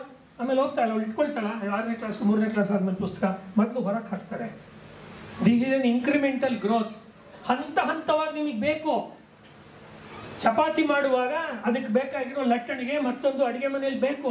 ಚಪಾತಿ ಮಾಡೋ ಕೆಲಸ ಮುಗಿದ್ಮೇಲೆ ತೊಳೆದು ಒರೆಸಿ ಅದನ್ನು ಒಂದು ಕಡೆಗೆ ಹಾಕ್ತಾರೆ. ಇನ್ನೊಂದು ಅಡುಗೆ ಮಾಡುವಾಗ, ಅನ್ನ ಮಾಡುವಾಗ ಲಟ್ಟಣಿಗೆ ಬೇಡ, ದೋಸೆ ಮಾಡುವಾಗ ಲಟ್ಟಣಿಗೆ ಬೇಡ. ಅವಶ್ಯಕತೆ. ಯಾಕೆ ನಮ್ಮ ದೇಶದಲ್ಲಿ ಗುರು ಡಮ್ ಅಂತ ಕರೀತಾರೆ? ಗುರು ಡಮ್ ಅಂತ ಇಂಗ್ಲಿಷ್ನಲ್ಲಿ ಒಂದು ಪದ ಇದೆ. ಗುರುತ್ವದ ಒಂದು ದೊಡ್ಡ ಭಾರ ನಮ್ಮ ಸಮಾಜದ ಮೇಲೆ ಕೂತಿದೆ ಅನ್ನುವುದನ್ನು ವಿವೇಚನೆ ಮಾಡುವುದು ಗುರುಪೂರ್ಣಿಮೆನೆ. ಹೆಂಗೆ ಅಂತ ಹೇಳಿದ್ರೆ, ಬುದ್ಧನ ಮಾತನ್ನು ಹೇಳ್ತೀನಿ, ಇದನ್ನು ಅವರು ಕೋಟ್ ಮಾಡ್ತಾರೆ ಸತ್ಯಕಾಮರು. ಬುದ್ಧ ಹೇಳ್ತಾನೆ, ನಿಮ್ಮ ಜೀವನದಲ್ಲಿ ಆಚಾರ್ಯರು ಗುರುಗಳ ಅವಶ್ಯಕತೆ ಎಲ್ಲಿದೆ? ಅವಶ್ಯಕತೆ ಇದೆ, ಅವಶ್ಯಕತೆ ಇಲ್ಲ ನಾನು ಖಂಡಿತ ಹೇಳ್ತಾ ಇಲ್ಲ. ಕೃಷ್ಣ ಬೇಕು, ಬುದ್ಧ ಬೇಕು, ರಮಣ ಮಹರ್ಷಿ ಬೇಕು, ಎಲ್ಲರೂ ಬೇಕು. ಎಲ್ಲಿ ತನಕ ಬೇಕು? ಎಲ್ಲಿ ತನಕ ನೀವು ತಂದೆ ತಾಯಿ ಮೇಲೆ ಡಿಪೆಂಡ್ ಆಗಿ ಜೀವನ ಮಾಡ್ತೀರಾ? ತಂದೆ ತಾಯಿ ಏನು ಬಯಸ್ತಾರೆ? ನಮ್ಮ ಮಕ್ಕಳು ನಮ್ಮ ಕಾಲ ಮೇಲೆ ನಿಂತ್ಕೊಳ್ಳೋದನ್ನ ನೋಡಿ ನಾವು ಗುಟಕ್ಕನ್ಬೇಕು ಅಂತಾರೆ ಅಪ್ಪ ಅಮ್ಮ ಅಲ್ವಾ? ಹೋಗಕ್ಕೆ ಮುಂಚೆ ಇದಕ್ಕೊಂದು ದಡ ಹತ್ತಿಸ್ಬಿಟ್ರೆ ಸಾಕಾಗಿದೆ ಈ ಮಗುಗೆ. ದೇವ್ರೆ ಈ ಮಗುಗೊಂದು ಒಳ್ಳೆ ಬುದ್ಧಿ ಕೊಡಪ್ಪ, ನೆಟ್ಟಿಗೆ ಓದ್ಬಿಟ್ಟು ಒಂದು ಕೆಲಸಕ್ಕೆ ಸೇರ್ಕೊಳ್ಳಿ. ಒಂದು ಸೊಸೆ ಬಂದಮೇಲೆ ಒಂದು ಮೊಮ್ಮಗು ನೋಡಿ ಅಥವಾ ಕಣ್ಣು ಮುಚ್ಕೊಂತೀನಿ ಶಿವ ಅನ್ನುವಾಗ parents they want to make you independent. Khalil Gibran ಹೇಳ್ತಾನೆ, ನಿಮ್ಮ ಮಕ್ಕಳು ನಿಮ್ಮ ಮಕ್ಕಳಲ್ಲ. Your children are not your children, they are coming through you. ನಿಮ್ಮ ಮೂಲಕ ಬರ್ತಿದ್ದಾರೆ. ಬೇಕು ಒಂದು ಗರ್ಭ, ಅದ್ರ ಮೂಲಕ ಬರ್ತಿದ್ದಾರೆ. ನಿಮ್ಮದನ್ನು ಅವ್ರ ಮೇಲೆ ಹೇರಬೇಡಿ ಅಂತ ಬಹಳ ಪ್ರಸಿದ್ಧವಾದ ಒಂದು ಪ್ರಬಂಧ, ಕವಿತೆ ಖಲೀಲ್ ಗಿಬ್ರಾನ್ ಇದೆ. ಹೇಗೆ ಅಂದರೆ, ತಂದೆ ತಾಯಿ ಅಂದರೆ ಅವರು ಬಿಲ್ಲಿನಂತೆ, ಮಕ್ಕಳು ಬಾಣದಂತೆ. You parents are like the bow and your children are students are like the arrow. ಬಾಣವನ್ನು ಬಿಡಬೇಕಾದ್ರೆ ಬಿಲ್ ಹೆಂಗಾಗತ್ತೆ? ಬಿಲ್ಲನ್ನು ಹಿಂದಿಗೆ ಜಗ್ತೀರಾ, ಹಿಂದಿಗೆ ಎಳಿತೀರಾ, ಬಿಲ್ ಹಿಂದಕ್ಕೆ ಹೋಗುತ್ತೆ, ಬಾಣ ಮುಂದಕ್ಕೆ ಹೋಗುತ್ತೆ. ಕಾಲ ಅವ್ರಿಗೆ ಸಂಬಂಧಪಟ್ಟಿದ್ದು. ಸದಾ ಗುರುಗಳದ್ದೇ ಕಾಲ ಇರೋಕ್ಕೆ ಸಾಧ್ಯವಿಲ್ಲ, ಶಿಷ್ಯರಿಗೂ ಕಾಲ ಬೇಕು ಅನ್ನುವುದನ್ನು ನೆನಪಿಸುವುದು ಗುರುಪೂರ್ಣಿಮೆ. ಗುರುಪೂರ್ಣಿಮೆ. ಸಂಗೀತಗಾರ ಆಡ್ತಿರ್ತಾನೆ, 20 ವರ್ಷ ಅವ್ನು ತಾಲೀಮ್ ಮಾಡಿದ್ರು ಶಿಷ್ಯಗೆ ಬಿಟ್ಕೊಡೋದೇ ಇಲ್ಲ ವೇದಿಕೆ. ಹೇಳಿ ಅವರು ಕಲಾವಿದರು ಬೇಕಾದಷ್ಟು ಜಗತ್ತಿನ ರಹಸ್ಯಗಳು ಅವ್ರು ಹೇಳ್ತಾರೆ. ಅವ್ನು ಪಕ್ವಾದ್ಯದಲ್ಲೇ ಹಿಂಗಡೆ ನುಡಿಸ್ಕೊಂಡಿರೋ ಟೊಯ್ ಟೊಯ್ ಟೊಯ್ ಅಂತ ಹೇಳಿ ತಂಬೂರಿ ಇಟ್ಕೊಂಡಿರೋ ಇವನು ಯಾವಾಗ ಮುಂದೆ ಬರೋದು? ಅದಕ್ಕೆ ಗುರುತ್ವದ ಭಾರತ ಬಗ್ಗೆ ನಾನು ಹೇಳ್ತಿರೋದು. ಬುದ್ಧ ಏನು ಹೇಳ್ತಾನೆ ಅಂದರೆ, be aware of the gurus ಅಂತ ಬುದ್ಧ ಹೇಳ್ತಾನೆ. Be aware of the gurus. ಬಹಳ ಆಧ್ಯಾತ್ಮಿಕವಾದ ಅರ್ಥದಲ್ಲಿ ಹೇಳ್ತಾ ಇರೋದು, ಯಾರನ್ನು ಬೈಯಕ್ಕೆ ಹೇಳ್ತಿರೋದಲ್ಲ ಅದು. ಹೇಗೆ ಅಂತ ಹೇಳ್ತಾನೆ ನೋಡಿ, ಬ್ಯೂಟಿಫುಲ್ ಎಕ್ಸಾಂಪಲ್ ಬುದ್ಧ ಕೊಡೋದು. ನೀವು ನದಿ ದಾಟಬೇಕು, ಬುದ್ಧನ ಎಕ್ಸಾಂಪಲ್ ಇದು. ನದಿಯನ್ನು ದಾಟಬೇಕಾದ್ರೆ ಏನು ಬೇಕು ನಿಮಗೆ? ದೋಣಿ ಬೇಕಲ್ಲ, ಯು ನೀಡ್ ಎ ಬೋಟ್. ಒಂದು ದೋಣಿ ಬೇಕು. ದೋಣಿಯ ಸಹಾಯದಿಂದ ನೀವು ನದಿಯನ್ನು ದಾಟ್ತೀರಾ. ನದಿ ದಾಟಿ ದಡಕ್ಕೆ ಬಂದ್ರಿ, ನಿಮ್ಮ ಊರಿಗೆ ಹೋಗ್ಬೇಕಾಗಿತ್ತು, ಬಂದ್ರಿ. ಅಥವಾ ಕಾಶಿಗೆ ಹೋಗಿದ್ರಿ, ಕಾಶಿಲಿ ಒಂದು ರೌಂಡ್ ದೋಣಿನಲ್ಲಿ ಓಡಾಡಿದ್ರಿ. ಆಮೇಲೆ ದೋಣಿ ಅವನಿಗೆ ಥ್ಯಾಂಕ್ಸ್ ಹೇಳಿದ್ರಿ, ಅವ್ನಿಗೇನು ದುಡ್ಡು ಕೊಡಬೇಕು ಕೊಟ್ರಿ. ವಾಪಸ್ ನೀವು ಮೆಟ್ಲು ಇತ್ಕೊಂಡು ನೀವು ಎಲ್ಲಿಗೆ ಹೋಗ್ಬೇಕು ಅಲ್ಲಿಗೆ ಹೋದ್ರಿ. ಹಂಗೆ ಮಾಡ್ತಿರೋ ಇಲ್ಲ, ಈ ದೋಣಿಯೇ ನೀನು ಪರಮ ಪವಿತ್ರ, ನೀನು ತುಂಬ ಮಹಿಮಾಶಾಲಿ, ನಿನಗೆ ಅನಂತ ವಂದನೆಗಳು, ನಿನ್ನ ಮೇಲೆ ನನಗೆ ತುಂಬ ಭಕ್ತಿ ಬಂದಿದೆ, ಗೌರವ ಬಂದಿದೆ, ಎಂದೆಂದೂ ನಾನು ನಿನ್ನನ್ನು ಬಿಡಲಾರೆ, ಎಲೆ ಈ ದೋಣಿಯೇ ನಾನು ನಿನ್ನನ್ನು ನನ್ನ ಹೆಗಲ ಮೇಲೆ ಹೊತ್ತುಕೊಂಡು ಹೋಗ್ತೀನಿ ಅಂತ ಯಾವ ಮೂರ್ಖರವರು ಹೇಳ್ತಾರೆ ಜಗತ್ತಲ್ಲಿ. ದೋಣಿ ಕೆಲಸ ಮುಗಿದ ಮೇಲೆ ದೋಣಿಗೊಂದು ನಮಸ್ಕಾರ ಹೇಳಿ ಮುಂದಕ್ಕೆ ಹೋಗ್ತೀವಿ. ಗುರುವೆನ್ನುವವನು ದೋಣಿಯಂತೆ. ನಿಮ್ಮ ಪ್ರಯಾಣ ಮುಗಿದ ಮೇಲೆ ಧನ್ಯವಾದ ಹೇಳಿ ನಿಮ್ಮ ದಾರಿಯನ್ನು ತುಳಿಯಿರಿ. ಇದು ಬುದ್ಧ ಹೇಳೋ ಮಾತು. ಬುದ್ಧನ ಮಾತಿದು. ಬುದ್ಧನಂತ ಗುರು ಬೇಕಾ? ಲಕ್ಷಾಂತರ ಜನ ವಿದ್ಯಾರ್ಥಿಗಳಿದ್ದಂಥ ಗುರು ಬುದ್ಧ ಹೇಳ್ತಾ ಇದ್ದಾನೆ ಈ ಮಾತನ್ನ. ಹಾಗಾಗಿ ನಾನು ಹೇಳಿದ್ರೆ ನಂಬಲ್ಲ, ಬುದ್ಧನ ಮಾತಾದ್ರೂ ನಂಬೋದಲ್ಲ. ಯಾಕಿದನ್ನು ಹೇಳ್ತಾ ಇದ್ದೀನಿ ಅಂತ ಹೇಳಿದ್ರೆ, ಒಂದು ಹಂತದಲ್ಲಿ ನಮ್ಮ ಬೆಳವಣಿಗೆಗೆ ಯಾರೋ ಒಬ್ರು ಬೇಕಾಗಿರ್ತಾರೆ, ಟೀಚರ್ ಅಥವಾ ಮಾಸ್ಟರ್. ಇವತ್ತು ಇಂಗ್ಲೀಷ್ನಲ್ಲಿ ಮಾಸ್ಟರ್ ಅಂತ ಹೇಳ್ತಾರೆ ಗುರುವಿಗೆ, ಅಲ್ಲ ಅದೊಂದು ಟರ್ಮ್ ಈಗ, ಮಾಸ್ಟರ್. ಅದಾದಮೇಲೆ ಅವರಿಂದ ಕಲ್ತಿರೋ ಟೆಕ್ನಿಕ್ಕು ಮತ್ತೊಂದು ನೀವು ಬಳಸ್ಕೊಳ್ಳೋದೇ ನೀವು ಕೊಡೋ ಗುರುದಕ್ಷಿಣೆ. ಗುರುಕಾಣಿಕೆ ಅದೇನೆ, ಬೇರೆ ಇನ್ನೇನು ಗುರುಕಾಣಿಕೆ ಇಲ್ಲ. ಮತ್ತು ಅಲ್ಲಿಂದ ನೀವು ಮುಂದಕ್ಕೆ ಹೋಗಬೇಕು. ಇದನ್ನು ತಂತ್ರಶಾಸ್ತ್ರದಲ್ಲಿ, ವೀರಶೈವ ವಾಂಗ್ಮಯದಲ್ಲಿ ಕಂಚುಕ ಭೇದನ ಅಂತ ಕರೀತಾರೆ. ನಾನು ಬೇರೆ ಏನೋ ನೋಟ್ಸ್ ಮಾಡಿದ್ದೆ, ನೋಟ್ಸ್ ಎಲ್ಲ ಹೋಯ್ತು, ಬೇರೆ ಹೇಳ್ತಾ ಇದ್ದೀನಿ. ಅದು ಇದೇ ವಿಷಯನೇ, ಕಂಚುಕ ಭೇದನ. ಕಂಚುಕ ಅಂದರೆ ರವಿಕೆ ಅಥವಾ ಶರ್ಟ್ ಮೇಲೆ ಹಾಕೊಳ್ಳುವಂಥ ವಸ್ತ್ರ, ಗಂಡಸರಾಗಲಿ ಹೆಂಗಸರಾಗಲಿ. ಒಂದು ವಯಸ್ಸಿನಲ್ಲಿ ಎಳೆ ಮಗು ಹುಡುಗ ಹುಡುಗಿ ಇರುವಾಗ ಒಂದು ಟೀ ಶರ್ಟ್ ಹಾಕೊಂಡಿರ್ತಾರೆ. ಟೀ ಶರ್ಟ್ ಕಾಮನ್ ಅಲ್ವಾ? ಈಗ ಟೀ ಶರ್ಟ್ ಎಕ್ಸಾಂಪಲ್ ಕೊಟ್ಕೊಳ್ಳೋಣ, ಎಲ್ಲರೂ ಹಾಕೊಳ್ತಾರೆ, ಹುಡುಗರು ಹುಡುಗಿರು ಟೀ ಶರ್ಟ್ ಹಾಕೊಂಡಿರ್ತಾರೆ ಒಂದು ಮಿಡ್ಲ್ ಸ್ಕೂಲಲ್ಲಿ. ಹೈಸ್ಕೂಲಿಗೆ ಬರೋ ಹೊತ್ತಿಗೆ ದೇಹ ಬೆಳೆಯುತ್ತೆ. ಕಾಲೇಜಿಗೆ ಬರೋ ಹೊತ್ತಿಗಂತೂ ಆ ಟೀ ಶರ್ಟನ್ನು ಹಾಕೊಳ್ಳೋಕ್ಕೆ ಆಗಲ್ಲ, ಟೈಟ್, ಅದನ್ನ ಮೈ ಒಳಗೆ ಹಾಕೋಕ್ಕೆ ಆಗೋದಿಲ್ಲ, ತೂರ್ಸೋಕ್ಕೆ. ಅವಾಗ ಏನು ಮಾಡ್ತಾಳೆ ಅಮ್ಮ ಅಪ್ಪ, ತೆಗೆದು ಬಿಸಾಕ, ಹೊಸ ಕೊಡಿಸ್ತೀನಿ, ಅದನ್ನೇನು ಹಾಕೊಂಡು. ಇಲ್ಲ ನಾನು ತುಂಬ ಇಷ್ಟ, ಚಿಕ್ಕ ವಯಸ್ಸಲ್ಲಿ ತಗೊಂಡಿದ್ದು, ಗಿಫ್ಟ್ ಕೊಟ್ಟಿದ್ದ ನಮ್ಮ ಆಂಟಿ, ತೆಗೆದಿಡ ಬೇರೆ ಹಾಕೋ. ಕೊನೆಗೆ ಅಮ್ಮ ಮಾಡಲ್ಲ. ಆದರೆ ಯೋಗಶಾಸ್ತ್ರದಲ್ಲಿ ಗುರು ಏನು ಮಾಡ್ತಾನೆ, ಚಿಕ್ಕ ವಯಸ್ಸಿನಲ್ಲಿ ಕೊಟ್ಟಂತಹ ಆ ಒಂದು ದೀಕ್ಷೆಯ ಒಂದು ಬಟ್ಟೆಯನ್ನು ಅವನು ಹರಿದು ಬಿಸಾಕ್ತಾನೆ. ಇದಕ್ಕೆ ಕಂಚುಕ ಭೇದನ ಅಂತ ಹೆಸರು. ಯೋಗಶಾಸ್ತ್ರದಲ್ಲಿ, ತಂತ್ರಶಾಸ್ತ್ರದಲ್ಲಿ ಕಂಚುಕ ಭೇದನ. ನೀವೆಲ್ಲ ಮನೆಗೆ ಹೋಗಿ ನಿಮ್ಮ ದೇವ್ರ ಮುಂದೆ ಊಟ ಆದಮೇಲೆ ಆರಾಮಾಗಿ ಸಂಜೆ, ಏನು ಅರ್ಜೆಂಟ್ ಇಲ್ಲ, ಸಂಜೆ ಆರಾಮಾಗಿ ಸೂರ್ಯಾಸ್ತ ಆಗಿ ಹುಣ್ಣಿಮೆಯನ್ನು ನೋಡುವಾಗ ಒಂದ್ಸತಿ ಹುಣ್ಣಿಮೆಯನ್ನು ಇವತ್ತು ನನ್ನ ಮಾತನ್ನು ನೆನ್ಪಿಟ್ಕೊಂಡು ಹುಣ್ಣಿಮೆಯನ್ನು ನೋಡ್ತಾ ನಿಮಗೆ ಕಂಚುಕ ಭೇದನ ಆಗಿದೆಯಾ ನೋಡಿ. ಅಂದರೆ ನೀವೇನಾದ್ರು ಹೊರದು ಬಿಸಾಕಿ ಮುಂದಕ್ಕೆ ಹೋಗ್ಬೇಕಾಗಿರೋದು ಇದೆಯಾ? Are you overloaded with something? Yes, most of us are. ತುಂಬ ಜನಕ್ಕೆ ಅದು ಆಗೋಗಿದೆ, ಅವ್ರೇನೋ ಒಂದು ಹೇಳ್ಕೊಟ್ಟಿದ್ದಾರೆ, ಅದು ಆಗೋಗಿದೆ, ಮುಂದಕ್ಕೆ ಹೋಗಿ. ಹೀಗೆ ಗುರುವಾದವನು ಮಿನಿಮಮ್ 5 ಸರ್ತಿ ಮನುಷ್ಯರಲ್ಲಿ ಇರುವಂತಹ ಈ ಕಂಚುಕ ಅನ್ನೋ ಟೀ ಶರ್ಟನ್ನು ಹರಿದು ಬಿಸಾಕ್ತೀವಿ, ಹೊಸದು ಕೊಡ್ತಾನೆ. ಅವ್ರ ಸೈಜಿಗೆ ತಕ್ಕಂಥದ್ದು ಕೊಡ್ತಾನೆ, ಅವ್ರ ಅವತ್ತಿನ ಅವಶ್ಯಕತೆಗೆ ತಕ್ಕಂತೆ ಕೊಡ್ತಾನೆ. ಮೊದಲನೇ ಕಂಚುಕ ಭೇದನ ಅನ್ನಮಯ ಕೋಶದ ಭೇದನ, ಅನ್ನಮಯ ಕೋಶವನ್ನು ಹರಿದು ಬಿಸಾಕ್ತಾನೆ. ಎರಡನೇದು ಪ್ರಾಣಮಯ ಕೋಶದ ಬಂಧನ, ಅದನ್ನು ಹರಿದು ಬಿಸಾಕೋದಕ್ಕೆ ಹೇಳ್ಕೊಡ್ತಾರೆ. ಮೂರನೇದು ಮನೋಮಯ ಕೋಶ, ಅದನ್ನು ಹರಿದು ಬಿಸಾಕೋದು ಹೇಳ್ಕೊಡ್ತಾನೆ. ನಾಲ್ಕನೇದು ವಿಜ್ಞಾನಮಯ ಕೋಶ, ಅದನ್ನು ಹರಿದು ಬಿಸಾಕೋದು ಹೇಳ್ತಾರೆ. ಪಂಚಕೋಶ ಇರೋದು ಇಟ್ಕೊಳಕ್ಕಲ್ಲ, ಪಂಚಕೋಶ ಬಿಸಾಕಕ್ಕೆ. ಪಂಚಕೋಶದ ಬಗ್ಗೆ ವ್ಯಾಮೋಹ ಇಟ್ಕೋಬೇಡಿ, ಯೋಗಶಾಸ್ತ್ರ ಹೇಳಿಲ್ಲ ಪಂಚಕೋಶ ಇಟ್ಕೋಬೇಕು ಅಂತ. ಪಂಚಕೋಶ ಇಲ್ಲದೆ ಬದುಕಕ್ಕಾಗಲ್ಲ, ಬಟ್ ಪಂಚಕೋಶವನ್ನು ಮೀರಬೇಕಾಗತ್ತೆ. ಕೊನೆಯದು ಆನಂದಮಯ ಕೋಶ, ಅದು ಆನಂದ ಅಲ್ಲ, ಆನಂದಮಯ ಕೋಶ. ಅಂದರೆ ಬಾಟ್ಲಲ್ಲಿರುವಂಥ ಹಾರ್ಲಿಕ್ಸ್ ಇದ್ದಂಗೆ, ಅದು ಇಟ್ಕೊಂಡು ನಾವೇನು ಮಾಡೋಣ, ಬಾಟ್ಲು ಓಪನ್ ಮಾಡಿ ಹಾರ್ಲಿಕ್ಸ್ ತೆಗೆದು ಹಾಲಿಗೆ ಹಾಕಿ ಕದಡಿ ಕುಡಿದ್ರೆ ಶಕ್ತಿ ಬರುತ್ತೆ. ಸುಮ್ಮನೆ ಬಾಟ್ಲಲ್ಲಿ ನೋಡ್ಕೊಂಡಿದ್ರೆ ಶಕ್ತಿ ಬರುತ್ತಾ? ಆನಂದಮಯ ಕೋಶ ಕೂಡ ಆನಂದವಲ್ಲ. ತುಂಬ ಜನ ಗುರುಗಳು ಪಾಠ ಮಾಡ್ತಾ ಹೇಳ್ತಾರೆ ಆನಂದಮಯ ಕೋಶದ ತನಕ ಹೋಗಬೇಕು, ಆನಂದಮಯ ಕೋಶಕ್ಕೆ ಹೋದರೂ ಆಗಲ್ಲ. ಆನಂದಮಯ ಕೋಶವನ್ನು ಬಿಡಬೇಕಾಗತ್ತೆ. ಆಯಾ ವಯಸ್ಸಿನ ಮಕ್ಳಿಗೆ ಅವ್ರವ್ರ ಸೈಜಿನ ಚಪ್ಪಲಿ ಹೆಂಗೆ ತಕ್ಕೊಡ್ತಾರೋ, ದೊಡ್ಡವರಾದ್ಮೇಲೆ ಚಪ್ಪಲಿ ಹಾಕ್ಕೊಳಕ್ಕಾಗಲ್ಲ, ಉಗುರು ಕಾಲನ್ನು ಪೆಟ್ಟು ಮಾಡುತ್ತೆ, ಚರ್ಮಕ್ಕೆ ಅದು ತೊಂದರೆ ಆಗುತ್ತೆ, ಓಡಕ್ಕಾಗಲ್ಲ, ಬಸ್ ಹತ್ತಕ್ಕಾಗಲ್ಲ, ಟ್ರೈನ್ ಹತ್ತಕ್ಕಾಗಲ್ಲ, ಹಿಡಿಯುತ್ತೆ, ಕಾಲನ್ನು ಹಿಂಡತ್ತೆ. ಅಂದರೆ ನಿಮ್ಮ ಗ್ರೋತ್ನ ಬೆಳವಣಿಗೆಯನ್ನು ಬಾಧಿಸುತ್ತದೆ, ತೊಂದರೆ ಮಾಡುತ್ತೆ.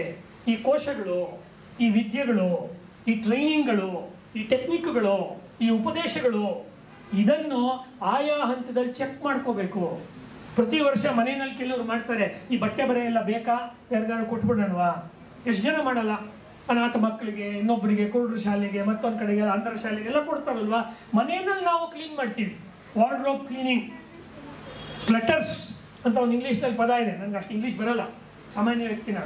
ಕ್ಲಟರ್ ಅಂತ ಹೇಳ್ತಾರೆ, ಅದೇನೋ ಒಂದು ಕ್ಲಟರ್, ಅದನ್ನು ನಾವು ಕ್ಲೀನ್ ಮಾಡ್ತೀವಲ್ವಾ. ಆ ಕ್ಲಟರ್ನ ಕ್ಲೀನ್ ಮಾಡ್ಕೊಳ್ಳೋದೇ ಗುರುಪೂರ್ಣಿಮೆ. ನಮ್ಮ ಮನಸ್ಸಿನಲ್ಲಿ ಇರುವಂತಹ ಆಧ್ಯಾತ್ಮಕ್ಕೆ ಸಂಬಂಧಪಟ್ಟ ವಿವಿಧ ರೀತಿಯ ಸಾಧನೆಗಳಿಗೆ ಸಂಬಂಧಪಟ್ಟ ಇನ್ಪುಟ್ಸ್ ನಮಗೆ ಕೊಟ್ಟಿದ್ದಾರಲ್ಲ ಗುರುಗಳು, ಬೇರೆ ಬೇರೆ ಶಿಕ್ಷಕರು, ಗುರುಗಳು, ಅದೆಲ್ಲ ಜೀರ್ಣ ಆಗಿದೆಯಾ, ಸಾಕ, ಅಲ್ಲಿಂದ ಮುಂದಕ್ಕೆ ಹೋಗೋಣವಾ ನಾವು ಅನ್ನುವುದನ್ನು ಚೆಕ್ ಮಾಡೋಕ್ಕೆ ಇರುವಂಥದ್ದು ಗುರುಪೂರ್ಣಿಮೆ. ಈ ರೀತಿ ಗುರುಪೂರ್ಣಿಮೆಯ ತತ್ವ ಅನ್ನುವಂಥದ್ದು ನಮ್ಮಲ್ಲಿ ಉಪನಿಷತ್ತುಗಳಲ್ಲಿ ಮತ್ತು ಬೇರೆ ಬೇರೆ ಸಾಹಿತ್ಯದಲ್ಲಿ ತುಂಬ ಕಡೆ ಬರುತ್ತೆ. ಉದಾಹರಣೆಗೆ ಒಂದು ಗ್ರಂಥದಲ್ಲಿ ತ್ರಿಪುರ ರಹಸ್ಯದಲ್ಲೂ ಬರುತ್ತೆ, ಅವಧೂತ ಉಪನಿಷತ್ತಲ್ಲೂ ಬರುತ್ತೆ, ಬೇರೆ ಕಡೆಗಳಲ್ಲಿ ಬರುತ್ತೆ. ಈ ಪರಶುರಾಮ ಇರ್ತಾನಲ್ಲ, ಪರಶುರಾಮ ಒಬ್ಬ ದೊಡ್ಡ ಯೋಗ ಸಾಧಕ. ಬರೀ ಕೊಡ್ಲಿ ಇಟ್ಕೊಂಡಿರೋ ಪರಶುರಾಮ ಅಲ್ಲ. ಪರಶುರಾಮ ಒಬ್ಬ ಹುಚ್ಚನಂತೆ ಕಾಣೋ ವ್ಯಕ್ತಿಯನ್ನು ನೋಡ್ತಾನೆ, ಬಟ್ಟೆ ಎಲ್ಲ ಹರಿದೋಗಿದೆ, ತಲೆ ಎಲ್ಲ ಕೆದರ್ಕೊಂಡಿದ್ದಾನೆ. ಅವನನ್ನು ನೋಡಿ ಇವನ ಕಣ್ಣಿನಲ್ಲಿ ಏನೋ ವಿಲಕ್ಷಣವಾದಂಥ ಒಂದು ಹೊಳಪಿದೆ, ಒಂಥರ ಗ್ಲೋ ಇದೆ, ಹೊಳಪಿದೆ ಅವನ ಕಣ್ಣಲ್ಲಿ ಅಂತ ಅವನ ಹತ್ರಕ್ಕೆ ಹೋಗಕ್ಕೆ ನೋಡ್ತಾನೆ. ಅವನ ಹತ್ರ ಹೋಗ್ಬಿಟ್ಟು ಆ ವ್ಯಕ್ತಿ ತುಂಬ ನೋಡೋಕ್ಕೆ ತೇಜಸ್ನಿಂದ ಕೂಡಿರ್ತಾನೆ. ಆಮೇಲೆ ಒಂದು ದಿಕ್ಕಲ್ಲಿ ನೋಡಿದ್ರೆ ಒಳ್ಳೆಯ ಥರ ಕಾಣಿಸ್ತಿರ್ತಾನೆ, ಇನ್ನೊಂದು ದಿಕ್ಕಲ್ಲಿ ನೋಡಿದ್ರೆ ಕೆಟ್ಟೊಂದು ಥರ ಕಾಣಿಸ್ತಿರ್ತಾನೆ. ಇದೆಲ್ಲ ನಿಮ್ಮ ಜೀವನದಲ್ಲಿ ನೀವು ಹೊರಗಚ್ಚಿ ನೋಡಿ ಮಾತುಗಳನ್ನು. ಪರಶುರಾಮನ್ ಬಿಡಿ, ನಿಮ್ಮ ಜೀವನ ನೋಡ್ಕೊಳ್ಳಿ. ಯಾಕೆಂದ್ರೆ ಪರಶುರಾಮ ನಿಮ್ಮ ಜೀವನ ನೋಡ್ತಿಲ್ಲ, ಪರಶುರಾಮ ಈ ಕಥೆಯಲ್ಲಿ ಅವನ ಜೀವನ ನೋಡ್ಕೊಳ್ತಾ ಇದ್ದಾನೆ. ಆವಾಗ ಕೋಯಂ ವಿಲಕ್ಷಣಾಚಾರ ಅಂತೆಲ್ಲ ಮಂತ್ರ ಬರುತ್ತೆ, ಮಾತುಗಳು. ಅವನು ಯಾರೋ ಮಹಾಪುರುಷ ಇರಬೇಕು, ವಿಶೇಷ ವ್ಯಕ್ತಿ ಇರಬೇಕು ಅಂತ ಅವನ ಹತ್ರ ಹೋಗ್ತಾನೆ. ಅವನ ಹೆಸರು ಸಂವರ್ತ ಅಂತ ಅವನೊಬ್ಬ ಅವಧೂತ. ಅವನ ಹತ್ರ ಹೋಗಿ ಪರಶುರಾಮ ಕೇಳ್ತಾನೆ, ನೀನು ಯಾರು, ಯಾಕೆ ಹಿಂಗಿದೆಯಾ ಅಂತ ಕೇಳ್ತಾನೆ. ನೀನು ಯಾರು, who are you, why are you like this ಅಂತ ಕೇಳ್ತಾನೆ. ಇವನು I am so and so ಅಂತ ಇವಾಗ ನಾನು ಪರಿಚಯ ಮಾಡುವಾಗೆಲ್ಲ ಬಯೋಡೇಟಾ ಓದಿದ್ರಲ್ಲ ಹಾಗೆಲ್ಲ ಖುಷಿಯಾಗಿ ಹೇಳಲ್ಲ, ನನ್ನೇ ಕೇಳ್ತೀಯ, ತಡಿ ಮಾಡ್ತೀನಿ ಅಂತ ಸುತ್ತ ಕಲ್ಲಿರುತ್ತೆ, ತಗೊಂಡು ಪರಶುರಾಮನ ಹೊಡೆಯೋಕ್ಕೆ ಶುರು ಮಾಡ್ತಾನೆ. ಉಪನಿಷತ್ತಲ್ಲಿ ಬರೋ ಮಾಡ್ತಿದ್ದೆ, ಉಪನಿಷತ್ ಅಂದರೆ ಗುರು ಹೆಂಗಿರ್ತಾನೆ, ಸರ್ ನಾನು ಯೋಗ ಕಲ್ತ್ಕೋಬೇಕು ಸರ್, ನಾನು ಫಿಲಾಸಫಿ ಕಲ್ತ್ಕೋಬೇಕು ಸರ್, ಅಥವಾ ಇವ್ರ ಹತ್ರ ಬಂದು ಸ್ಯಾಂಡ್ ಆರ್ಟ್ ಕಲ್ತ್ಕೋಬೇಕಂದ್ರೆ ಇವ್ರು ತೆಗೆದು ಒಂದು ಇಡೀ ಮಾಡು ಬಿಸಾಕ್ತಾರೆ ಮುಖದ ಮೇಲೆ. ಯಾಕೆಂದ್ರೆ ಮಾಡುವಾಗ ಅವ್ರಿಗೂ ಎಷ್ಟೊಂದು ಸತಿ ಕಣ್ಣಿಗೆ ಬಿದ್ದಿರುತ್ತೆ. ತಡ್ಕೊಂತೀಯ ಅಂತ ಅದನ್ನೆಲ್ಲ ಪ್ರಸಿದ್ಧಿ ಬರಕ್ಕೆ ಮುಂಚೆ ಎಲ್ಲ ಕಷ್ಟಗಳನ್ನು ತಡ್ಕೊಳ್ತೀಯ ಮಗನೇ, ತಡ್ಕೊಳ್ತೀಯ ಮಗಳೇ, ಇಲ್ಲ ಅಂದ್ರೆ ವಾಪಸ್ ನಿನ್ನ ದಾರಿ ನೋಡ್ಕೊಂಡು ಹೋಗ್ತಾ ಇರೋ ಊರ ಕಡೆಗೆ ಅಂತ ಹೇಳುವುದು ಈ ಗುರು ತತ್ವ. ಬಂದವ್ರನ್ನೆಲ್ಲ ರಸ್ತೆಯಲ್ಲಿ ನಿಂತ್ಕೊಂಡು ಬನ್ನಿ ಬನ್ನಿ ಎಲ್ಲ ನಮ್ಮ ಕೋರ್ಸಿಗೆ ಸೇರ್ಕೊಳ್ಳಿ, ಬನ್ನಿ ಬನ್ನಿ ನಮ್ಮ ಯೋಗ ಕ್ಲಾಸಿಗೆ ಸೇರ್ಕೊಳ್ಳಿ, ಬನ್ನಿ ಬನ್ನಿ ನಮ್ಮ ಮಂತ್ರ ಕ್ಲಾಸಿಗೆ ಸೇರ್ಕೊಳ್ಳಿ ಅಂತ ಯಾವ ಸರಿಯಾದ ಗುರುನು ಜಗತ್ತಲ್ಲಿ ಹೇಳಲ್ಲ. ಬರೋರ್ನ ಏನು ಮಾಡ್ತಾನೆ, ಹೋಗ್ರಯ್ಯ ಅದೆಲ್ಲ ಕಲ್ತ್ಕೊಂಡು ಜೀವನ ವೇಸ್ಟ್ ಮಾಡ್ಕೋಬೇಡಿ, ಸುಮ್ಮನೆ ಆರಾಮಾಗಿರಿ ಅಂತ. Discouraging is the first quality of the guru. ನಿಮ್ಮನ್ನು ನಿರುತ್ಸಾಹಗೊಳಿಸುವುದು ಗುರುವಿನ ಮೊದಲ ಲಕ್ಷಣ. ಅಂಥವ್ರು ನಿಮ್ಮ ಜೀವನದಲ್ಲಿ ಬಂದಿದ್ದೀರಾ ಯೋಚನೆ ಮಾಡ್ಕೊಳ್ಳಿ. ಬನ್ನಿ ಬನ್ನಿ ಬನ್ನಿ ಆರಾಮಾಗಿ ನಮ್ಮ ಹತ್ರನೇ ಬನ್ನಿ, ಎಲ್ಲಿಯೂ ಮೋಸ ಹೋಗದಿರಿ, ನಮ್ಮ ಅಂಗಡಿಗೇನೆ ಬನ್ನಿ. ಆರಾಮಿತ್ರ ಹೇಳೋ ಮಾತು, ಎಲ್ಲಿಯೂ ಮೋಸ ಹೋಗದಿರಿ, ನಮ್ಮ ಅಂಗಡಿಗೇನೆ ಬನ್ನಿ. ಇಲ್ಲ, the Guru will not open A shop open ಮಾಡಲ್ಲ ಅವರು. ಯಾಕೆ ಇದನ್ನು ಹೇಳ್ತಿದ್ದೀನಿ ಅಂದರೆ ಇವತ್ತು ಹೇಳುವ ಸಂದರ್ಭ ಇದೆ, ಅದಕ್ಕೋಸ್ಕರ ಹೇಳ್ತಾ ಇದ್ದೀನಿ. ಗುರುವಿನ ಬಗ್ಗೆ ಎಸ್ ಕೆ ರಾಮಚಂದ್ರಾಯರು ಅವಧೂತ ಅಂತ ಪುಸ್ತಕ ಬರೆದಿದ್ದಾರೆ. ಅದ್ಭುತವಾದ ಪುಸ್ತಕ. ಇಲ್ಲೇ ಜಯನಗರದ ಅಶೋಕ ಪಿಲ್ಲರ್ ಹಿಂಬಾಗ ರಾಣಿ ಸರಳಾದೇವಿ ಸ್ಕೂಲ್ ಹತ್ರ ಸಿಗುತ್ತೆ, ಹಿಂಗಡೆ ಅವ್ರ ಮನೆಯಲ್ಲಿ. ನೀನು ಯಾರು ಅಂತ ಕೇಳಿದಾಗ ಅವನು ಕಲ್ಲು ಹೊಡೆದು ನಗ್ನಗ್ತಾ ಇರ್ತಾನೆ, ಮತ್ತೆ ಸಿಟ್ಟು ಮಾಡ್ಕೊಡಲ್ಲ, ಹುಚ್ಚಿನ ಥರ ಏನೇನೋ ಮಾತಾಡ್ಕೊತಿರ್ತಾನೆ. ಅವನ ಹತ್ರ ಹೋಗಿ ಪರಶುರಾಮ ಬಿಡಲ್ಲ, ನೀನು ನನ್ನನ್ನು ಬೈದಿದ್ಯಾ ಅಂತ ಹೇಳಿ, ಹೇ ಗುರುವೇ ನೀನು ಬೈದ್ರು ನಾನು ನಿನ್ನ ಜೊತೆನೇ ಬರ್ತೀನಿ, ನೀನು ನನ್ನ ಬೈದ್ಯಾ ತಗ ನಿನ್ನೂ ಬೈತೀನಿ ಅಂತ ಪರಶುರಾಮ ಸಂವರ್ತನ ಬೈತಾನೆ. You may feel it very wrong. ನಾನು ಹೇಳ್ತಾ ಇರೋದು ನಿಮ್ಗೆ ತುಂಬ ಹೊರಟು ಅಂತ ಅನ್ನಿಸ್ತಾ ಇರ್ಬೋದು. ಈ ಫೀಲ್ಡ್ ಇರೋದೇ ಹೇಗೆ, ಇದು ಬಹಳ ಮೃದುವಾದ್ದಲ್ಲ, ಮೃದು ಆಮೇಲೆ ಬರುತ್ತೆ ಕೊನೆಯಲ್ಲಿ. ಕಬ್ಬನ್ ತಗೊಂಡು ಮೊದಲು ನೀವು ಕೈಯಲ್ಲಿ ಮುಟ್ಟಿದಾಗ ಹೊರಟಾಗಿರುತ್ತೆ. ಆ ಗೆಣ್ಣುಗಳನ್ನೆಲ್ಲ ಕೆತ್ತಿ ಅದನ್ನು ಒಂದು ಗ್ರೈಂಡರ್ಗೆ ಹಾಕಿ ಅದನ್ನು ನೀವು ಕ್ರಷ್ ಮಾಡಿದ್ಮೇಲೆ ತುಂಬ ರುಚಿಕರವಾಗಿರುವಂಥ ಕಬ್ಬಿನ ಹಾಲು ಸಿಗುತ್ತೆ. ಹಾಗೆ ಇದೆ ಆ್ಯಕ್ಚುಲಿ. ಅವಾಗ ಅವನು ಇವನನ್ನು ಬೈತಾನೆ. ಬೈದ್ರೆ ಅವ್ನು ಬೇಜಾರು ಮಾಡ್ಕೊಂಡು ವಾಪಸ್ ಬೈಯಲ್ಲ, ಮತ್ತೆ ನಗ್ನಗ್ತಾ ಇರ್ತಾನೆ. ಓಹೋ, ನಾನು ಬೈದರೂ ಇವನಿಗೇನು ಬೇಜಾರಾಗಲ್ಲ ಅಂದಮೇಲೆ ಇವನು ಆರ್ಡಿನರಿ ಅಲ್ಲ. ಬೈದರೆ ವಾಪಸ್ ಉತ್ತರ ಕೊಟ್ಟಿದ್ರೆ ಇವನು ಆರ್ಡಿನರಿ ಯಾರು ಅಂತ ಅಂದ್ಕೊಳ್ತಿದ್ದ. ಅಂದರೆ ಗುರು ಎಷ್ಟು ಬೇಕಾದ್ರೂ ಬೈಸ್ಕೊಳ್ತಾನೆ. ಗುರುವಿನ ಒಂದು ಲಕ್ಷಣ ತಾಯಿ ಥರ, ಎಷ್ಟು ಬೇಕಾದರೂ ಬೈರಿ, ಎಷ್ಟು ಬೇಕಾದ್ರೂ ಒದಿರಿ, ಎಷ್ಟು ಬೇಕಾದ್ರೂ ಅಪಪ್ರಚಾರ ಮಾಡಿ, he will not care or she will not care. ಮೂರನೇದು, ಓಹೋ ಇವನು ದೊಡ್ಡ ಮನುಷ್ಯ ಇರಬೇಕು ಅಂತ ಪರಶುರಾಮ ಅವನ ಕಾಲಿಗೆ ಬಿದ್ದು ಕಾಲು ಮುಟ್ಟಿ ನಮಸ್ಕಾರ ಮಾಡಿ ನಮಸ್ಕಾರ ಮಾಡ್ತಾನೆ. ಆಗ ಸ್ವಲ್ಪ ಅವನು ಶಾಂತನಾಗ್ತಾನೆ. ನೀವು ಇಂಥವ್ರು ನೋಡಿಲ್ಲ ಅಂದರೆ ಈಗ ಹೋಗೋಕ್ಕಾಗಲ್ಲ. ಕುಣಿಗಲ್ ಹತ್ರ ತೆಟ್ಟೆಕೆರೆ ಅಂತಿದೆ. ತೆಟ್ಟೆಕೆರೆನಲ್ಲಿ ಒಬ್ಬರು ಅವಧೂತರಿದ್ದಾರೆ. ಅವ್ರ ಹತ್ರ ಹೋದರೆ ಮೊದಲು ಬೈಸ್ಕೊಳ್ಳೋಣ.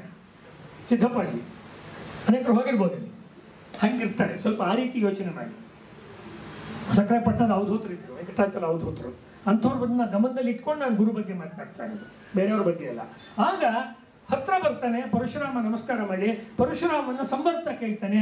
ಯಾರು ನೀನು ಅಂತ ಕೇಳಿದ್ಯಲ್ಲ, ನಾನು ಅಂದರೆ ದೇಹ, ಅಷ್ಟು ಗೊತ್ತಾಗಲ್ವಾ, ಇದನ್ನು ಕೇಳಿಸ್ಕೋಬೇಕಾ ನೀನು? ನಾನು ಅಂದರೆ ದಿಸ್ ಬಾಡಿ ಅಂತ ಅಂದ್ಕೊಳ್ಳೋದಾದ್ರೆ ನೀನು ಏನು ಉಪಯೋಗ ಇಲ್ಲ. ಯಾಕೆಂದರೆ ಇವತ್ತು ಈ ದೇಹ ಇರುತ್ತೆ, ಈ ದೇಹ ಇಲ್ಲ, ನಾಳೆ ಇಲ್ಲ. This body is only a sign, is only a symbol for something. ಮಗು ಒಂದು ಸೂರ್ಯನ ಚಿತ್ರ ಬರೆದ್ರೆ ಆ ಸೂರ್ಯ ಅಲ್ಲ, ಸೂರ್ಯನನ್ನು ನೆನಪಿಸುವ ಚಿತ್ರ. ಹಾಗೆ ಈ ದೇಹ ಇನ್ನೇನನ್ನೋ ನೆನಪಿಸ್ತಾ ಇದೆ. ಏನನ್ನ ಅಂದರೆ ಇದರೊಳಗೊಂದು ಆತ್ಮ ಅನ್ನೋದು ಕೂತಿದೆ ಅನ್ನೋದನ್ನ ದೇಹ ಅನ್ನೋದು ನೆನಪಿಸ್ತಾ ಇದೆ ಅಂತ ಹೇಳ್ತಾನೆ. ಅದನ್ನು ಹೇಳಿ, ನೀನು ನನ್ನ ಶರೀರವನ್ನೇ ಇಟ್ಕೊಂಡು ನೀನು ಪ್ರಶ್ನೆ ಮಾಡಿದರೆ ನಿನ್ನ ಪ್ರಶ್ನೆ ಉತ್ತರ ಅಲ್ಲೇ ಸಿಕ್ಬಿಟ್ಟಿದೆ. ನಾನು ಅಂದರೆ ಈ ಶರೀರ, ಅದಲ್ಲದೆ ನೀನು ಬೇರೆ ಪ್ರಶ್ನೆ ಕೇಳಿದರೆ ನನ್ನ ಜೊತೆ ಬಾ ಅಂತ ಹೇಳಿ ಅವನಿಗೆ ಮುಂದಿನ ಆಧ್ಯಾತ್ಮದ ವಿಷಯಗಳನ್ನು ಪರಶುರಾಮ ಹೇಳ್ತಾನೆ. ಇದು ಮಹಾಭಾರತದಲ್ಲೂ ಬರುತ್ತೆ. ಮಹಾಭಾರತದ ಅನುಶಾಸನ ಪರ್ವ, ಶಾಂತಿ ಪರ್ವ, ವನಪರ್ವಗಳಲ್ಲಿ ಬರುತ್ತೆ. ಇದಾದಮೇಲೆ ಇವನು ಏನೇನು ಹೇಳ್ಕೊಡ್ಬೋದೋ ಎಲ್ಲ ಹೇಳ್ಕೊಟ್ಬಿಟ್ಟು, ಯಾರು ಸಂವರ್ತ ಪರಶುರಾಮನಿಗೆ ಏನೇನು ಹೇಳ್ಕೊಡ್ಬೇಕೋ ಹೇಳ್ಕೊಟ್ಬಿಟ್ಟು ನನ್ನ ಜೊತೆನೇ ಇರು ಅಂತ ಹೇಳಲ್ಲ, ಅವನ್ನ ಲಿಬರೇಟ್ ಮಾಡ್ತಾನೆ. ಸಾಕಪ್ಪ, ನನ್ನ ಆಶ್ರಮದಿಂದ ಹೋಗಪ್ಪ, ಹೇಳ್ಕೊಟ್ಟಿದ್ದೆಲ್ಲ ಹೇಳ್ಕೊಟ್ಟಾಗಿದೆ, ಜಾಗ ಖಾಲಿ ಮಾಡು ಅಂತಾನೆ. ಗುರು ಆದವನು ಫೀಸ್ ಕೊಡ್ತಾರ ಅಂತ ಅಲ್ಲೇ ಕೂರಿಸ್ಕೊಂಡಿರಲ್ಲ. ಎಲ್ಲ ಚೆನ್ನಾಗಿದೆ, ಒಳ್ಳೆ ಫೀಸ್ ಕೊಡ್ತಾ ಇದ್ದಾರೆ ಇಲ್ಲೇ, ಆಯ್ತಲ್ಲ ನೀವು ಕಲ್ತಿದ್ದಷ್ಟೇ, ಜಾಗ ಖಾಲಿ ಮಾಡಿ, ಎಷ್ಟು ಹೇಳಿದ್ರು ಅಷ್ಟೇ ಅಂತ ಕಳಿಸ್ಬಿಡ್ತಾನೆ. ನಿಮ್ಮನ್ನು ಕರೆಯುವ ಕಲೆಯೂ ಗೊತ್ತು, ನಿಮ್ಮನ್ನು ಕಳಿಸಿಕೊಡುವ ಕಲೆಯೂ ಗೊತ್ತು. ಯಾರಿಗೆ ಆವಾಹನೆಯೂ ಗೊತ್ತೋ, ಯಾರಿಗೆ ವಿಸರ್ಜನೆಯೂ ಗೊತ್ತೋ ಅವನು ಗುರುವಾಗಬಲ್ಲ. ಯಾರಿಗೆ ಕೇವಲ ಆವಾಹನೆ ಗೊತ್ತಿದೆ ಅವರು ಗುರುವಾಗಕ್ಕೆ ಸಾಧ್ಯವಿಲ್ಲ. ಗುರುವಿನ ಮುಖ್ಯ ಲಕ್ಷಣ ಮೂರನೇದು ಹೇಳಿದೆ ನಿಮಗೆ. ಇದೆಲ್ಲ ಗುರುಪೂರ್ಣಿಮೆಯಲ್ಲಿ ಜ್ಞಾಪಿಸ್ಕೊಳ್ಬೇಕು. ಅದಾದ್ಮೇಲೆ ಪರಶುರಾಮನ್ನ ಸಂವರ್ತ ಇದು ಹೇಳಿ ಮುಗಿಸ್ತೀನಿ. ದತ್ತಾತ್ರೇಯನ ಹತ್ರ ಕಳಿಸ್ತಾನೆ. ದತ್ತಾತ್ರೇಯ ಗೊತ್ತು ನಿಮಗೆ, ತ್ರಿಮೂರ್ತಿ ರೂಪ ದತ್ತಾತ್ರೇಯ ಅಂತೆಲ್ಲ ಹಾಡಿದೆಯಲ್ಲ. ಬ್ರಹ್ಮ ವಿಷ್ಣು ಮಹೇಶ್ವರರ 3 ತಲೆಯನ್ನು ಹೊಂದಿರೋನು ದತ್ತಾತ್ರೇಯ. 4 ನಾಯಿಗಳು, 4 ವೇದಗಳ ಸಂಕೇತವಾಗಿ ಅವನ ಸುತ್ತ ಇರುತ್ತೆ. ಫೋಟೋದಲ್ಲಿ ನೋಡಿರ್ತೀರ. ಆ ದತ್ತಾತ್ರೇಯನ ಹತ್ರ ಹೋಗ್ತಾನೆ. ಸಂವರ್ತ ಹಿಂಗಿದ್ದ, ಬಟ್ಟೆ ಎಲ್ಲ ಹರ್ಕೊಂಡು ಕೂದಲು ಕೆದರ್ಕೊಂಡಿದ್ದ. ಇವನು ಹಂಗಿಲ್ಲ, ಬಹಳ ಸ್ಮಾರ್ಟ್ ಆಗಿದ್ದಾರೆ. ಅವಾಗ ಅವರು ಪೇಜಾರು ಸ್ವಾಮಿಗಳದ್ದು ಕೃಷ್ಣ ರಾಮಂದ್ ಹೇಳಿದ್ರಲ್ಲ, ಸ್ವಲ್ಪ ಕೃಷ್ಣಂಗೆ ಹತ್ರ ಬರುವಾಗಿದ್ದಾನೆ, ಸುಂದರವಾಗಿದ್ದಾನೆ. ತನ್ನ ಎಡಗಡೆ ತೊಡೆ ಮೇಲೆ ಯಾರು? ದತ್ತಾತ್ರೇಯ. ಈ ಥರ ನೋಡಿದ್ದೀರಾ ದತ್ತಾತ್ರೇಯನ ಲಕ್ಷಣ? ಸುಂದರವಾಗಿರೋ ದತ್ತಾತ್ರೇಯ ಪದ್ಮಾಸನದಲ್ಲಿ ಕೂತಿದ್ದಾನೆ ಅಥವಾ ಸುಖಾಸನದಲ್ಲಿ ಕೂತಿದ್ದಾನೆ. ಕೂತ್ಕೊಂಡ್ಬಿಟ್ಟು ತನ್ನ ಎಡಗಡೆ ತೊಡೆ ಮೇಲೆ ಮಹಾಲಕ್ಷ್ಮಿಯಂತೆ ಕಾಣುವ ಒಬ್ಬ ಸುಂದರವಾದ ಸ್ತ್ರೀಯನ್ನ ತೊಡೆ ಮೇಲೆ ಕೂರಿಸ್ಕೊಂಡಿದ್ದಾನೆ. ಯಾರು? ದತ್ತಾತ್ರೇಯ. ಉಪನಿಷತ್ತಲ್ಲಿ ಬರ್ತಾ ಇದೆ. ಅದಕ್ಕೆ ಇದನ್ನೆಲ್ಲ ತೆಗೆದು ನೋಡಬೇಕು ಅಂತ ಹೇಳೋದು. ಅವಾಗ ಹೆಂಗಿದೆ ಮತ್ತೆ ವಯಸ್ಸಾಗಿದೆಯಾ? ತರುಣ, ಫಸ್ಟ್ ಕ್ಲಾಸ್ ತರುಣ. ಅವನ ತೊಡೆ ಮೇಲೆ ಒಬ್ಳು ತರುಣಿ ಇದ್ದಾಳೆ. ದರ್ಶನಾದೇವ ನಾರಿಗಿಣಾಂ ಕೋಟಿ ಮನ್ಮಥ ದೀಪನಂ. ಕೋಟಿಗಟ್ಟಲೆ ಮನ್ಮಥರನ್ನು ಹಾಕಿದ್ರೆ ಒಬ್ಬ ದತ್ತಾತ್ರೇಯ ಆಗ್ಬೋದು. ಅಷ್ಟು ಹ್ಯಾಂಡ್ಸಮ್ ಆಗಿದೆ ದತ್ತಾತ್ರೇಯ. ಕೃಷ್ಣನ್ ಬಹಳ ಹ್ಯಾಂಡ್ಸಮ್ ಅಂತೀವಲ್ಲ, ದತ್ತಾತ್ರೇಯ ಕೋಟಿ ಮನ್ಮಥರಂತೆ ಕಾಣಿಸ್ತಾ ಇದ್ದಾನೆ. ಆಮೇಲೆ ಅವಳನ್ನು ಇಟ್ಕೊಂಡು ಕೂತಿದ್ದಾನೆ. ಸುಮ್ಮನೆ ಕೂತಿಲ್ಲ, ಬಲಗಡೆ ಕೈನಲ್ಲಿ ಒಂದು ಮಡಕೆ ಇಟ್ಕೊಂಡಿದ್ದಾನೆ. ಮಡಕೆಯಲ್ಲಿ ಏನಿದೆ? ಜ್ಯೂಸ್ ಇಲ್ಲ, ಹೆಂಡ ಇದೆ. ಮಧ್ಯೆ ಇಟ್ಕೊಂಡಿದ್ದಾನೆ ದತ್ತಾತ್ರೇಯ. ಕುಡಿದ್ಬಿಟ್ಟು ಕಣ್ಣೆಲ್ಲ ಕೆಂಪಗಾಗಿದೆ. ಅಂದ್ರೆ ಹೊರಗಡೆಯಿಂದ ಶಿಷ್ಯನಾಗಲು ಬರುವವನನ್ನ ದಾರಿ ತಪ್ಪಿಸುವ ಎಲ್ಲ ಸಿದ್ಧತೆಗಳನ್ನ, ಹುನ್ನಾರಗಳನ್ನ ಗುರು ಮಾಡ್ಕೊಂಡಿರ್ತಾನೆ. ಗುರು ಆದವಳು ಮಾಡ್ಕೊಂಡಿರ್ತಾಳೆ. ತುಂಬ ನೀಟಾಗಿ ಇಟ್ಬಿಡಲ್ಲ ಅವರು. ನೀಟ್ಲಿ ಶೇವ್ಡ್ ಫೇಸ್ ಅಂತಾರಲ್ಲ, ಹಂಗೆಲ್ಲ ಇರಲ್ಲ ಅವ್ರು ಆ್ಯಕ್ಚುಲಿ. ಅಂದರೆ ನೀಟಾಗಿ ಬೋಳಿಸ್ಕೊಂಡು ಕೂತಿರಲ್ಲ ಅಂತ. ಯಾಕೆ ಅಂದರೆ ಅವರು ಹೇಗಿದ್ದಾರೋ ಹಾಗಿದ್ದಾರೆ. ಅದರ ಒಳಗಿರುವಂಥ ತತ್ವವನ್ನು ನೀವು ಅರ್ಥ ಮಾಡ್ಕೊಳ್ತೀರಾ? ಈ ಜಗತ್ತಿನಲ್ಲಿರುವಂಥ ಒಳಿತು ಕೆಡುಕುಗಳನ್ನು, ಚಪ್ಪಲಿಯನ್ನು ಆಚೆ ಬಿಟ್ಟು ದೇವಸ್ಥಾನಕ್ಕೆ ಬರುವಂತೆ ನೀವು ಬರ್ತೀರಾ? ಅಥವಾ ಒಳಿತು ಕೆಡುಕುಗಳನ್ನು, ಪ್ಲಸ್ ಆ್ಯಂಡ್ ಮೈನಸ್ನ ಇಟ್ಕೊಂಡು ನೀವು ಒಳಗೆ ಬರ್ತೀರಾ? ಹಾಗೆ ನಿಮಗೆ ಆ ಗುರು ಅನ್ನೋನು ಅಲ್ಲೇ ವಾಪಸ್ ರಿಟರ್ನ್ ಟಿಕೆಟ್ ಕೊಡ್ತಾನೆ. ವಾಪಸ್ ಹೋಗ್ತಾ ಇರಿ. ಇದು ದತ್ತಾತ್ರೇಯನ ತತ್ವ. ಹೀಗಿದೆ ನಮ್ಮ ತತ್ವಗಳು. ಇದನ್ನ ಅವನ ಹತ್ರ ಬಂದಾಗ ಇವನನ್ನು ನೋಡಿಬಿಟ್ಟು ಅವನು ಅನೇಕ ಪ್ರಶ್ನೆಗಳು, ಸಂದೇಹಗಳು ಪರಶುರಾಮನ ಮನಸ್ಸಿನಲ್ಲಿ ದತ್ತಾತ್ರೇಯನ ಬಗ್ಗೆ ಬರುತ್ತೆ. ಆಮೇಲೆ ದತ್ತಾತ್ರೇಯನ ಹತ್ರ ಬಂದು ನಿಮ್ಮನ್ನ ಗುರುಗಳು ಅಂತ ತಗೋಬೇಕು ಅಂತ ನಮ್ಮ ಗುರುಗಳು ಹೇಳಿದ್ದಾರೆ, ದಯವಿಟ್ಟು ನೀವು ನನ್ನನ್ನು ಶಿಷ್ಯನಾಗಿ ಸ್ವೀಕಾರ ಮಾಡಿ. ಪಾಪ ಒಳ್ಳೆ ಸ್ಟೂಡೆಂಟ್ ಪರಶುರಾಮ ಕೇಳಿಕೊಳ್ತಾನೆ. ದತ್ತಾತ್ರೇಯ ಹೇಳ್ತಾನೆ, ಅದೆಲ್ಲ ಮಾಡೋಕ್ಕಾಗಲ್ಲ ಕಣಯ್ಯ, ನಾನು ನೋಡಿದ್ರೆ ಗೊತ್ತಾಗಲ್ವಾ ಎಂಥ ದುಷ್ಟ ನಾನು. ಸ್ತ್ರೀಯನ್ನು ತೊಡೆ ಮೇಲೆ ಕೂರಿಸ್ಕೊಂಡಿದ್ದೀನಿ, ಹೆಂಡ ಕುಡಿತಾ ಇದ್ದೀನಿ, ಕಣ್ಣು ಬೇರೆ ಕೆಂಪಗಾಗಿದೆ, ನನ್ನ ಸವಾಸಕ್ಕೆ ಬರಬೇಡ, ನಿನಗೂ ಬರೀ ಕೆಟ್ಟ ವಿದ್ಯೆ ಬರುತ್ತೆ, ಹೋಗು ಅಂತಾನೆ. ಇದು ಪರೀಕ್ಷೆ. ಇದು ಪರೀಕ್ಷೆ. ಈ ಪರೀಕ್ಷೆಗೆ ಒಳಗಾಗಿದೆ. ನೀವು ಯಾರಾದರೂ ಗುರುಗಳಿಂದ ದೀಕ್ಷೆಗಳನ್ನು ಪಡೆದಿದ್ರೆ ಸ್ವಲ್ಪ ಯೋಚನೆ ಮಾಡಬೇಕಾಗತ್ತೆ. ಯಾಕೆಂದ್ರೆ ಮುಂದೆ ಅದು ವಿರುದ್ಧವೂ ಆಗಬಹುದು. ಆಗಿರೋ 1000 ಉದಾಹರಣೆ ನಮಗೆ ಗೊತ್ತಿದೆ. ಒಳ್ಳೆಯವರು ನನ್ನನ್ನು ಆಶ್ರಯಿಸಬಾರ್ದು ಅಂತ ಹೇಳ್ತಾನೆ. ಅಂದರೆ ಜಗತ್ತಿನ ಜನಗಳು ಯಾವುದನ್ನ ಒಳ್ಳೆಯದು ಕೆಟ್ಟದು ಅಂತ ವಿಭಾಗ ಮಾಡಿದ್ದಾರೆ, ಅದನ್ನ ಗುರು ಮಾಡಲ್ಲ. ಒಳ್ಳೆಯವರಿಗೆ ಪಾಠ ಮಾಡ್ತೀನಿ ಅಂತ ಗುರು ಮಾಡಲ್ಲ. ಬರೀ ಒಳ್ಳೆಯವರಿಗೆ ಪಾಠ ಮಾಡೋದಾದ್ರೆ ಅವನೇನು ಗುರು? ಸ್ವಲ್ಪ ದುಷ್ಟರಿಗೆ ಪಾಠ ಮಾಡಿ ಸರಿ ಮಾಡೋನೇ ಗುರು. ಬರೀ ಒಳ್ಳೊಳ್ಳೆ ಸ್ಟೂಡೆಂಟ್ಸೇ ಇದ್ದಾರೆ. ನಮ್ಮ ಹತ್ರ ಬರೋರೆಲ್ಲ 90% ತೊಗೊಳ್ತಾರೆ, ನಮ್ಮ ಹತ್ರ ಬರೋರೆಲ್ಲ 99% ತೊಗೊಳ್ತಾರೆ. ನೀನು ಯಾವ ಸೀಮೆ ಮೇಷ್ಟ್ರು ಅಂತ ನಾನು ಹೇಳಿದೆ. Understand the pain of the parent. 50% ತೊಗೊಳ್ತಾ ಇದೆ ಮಗು.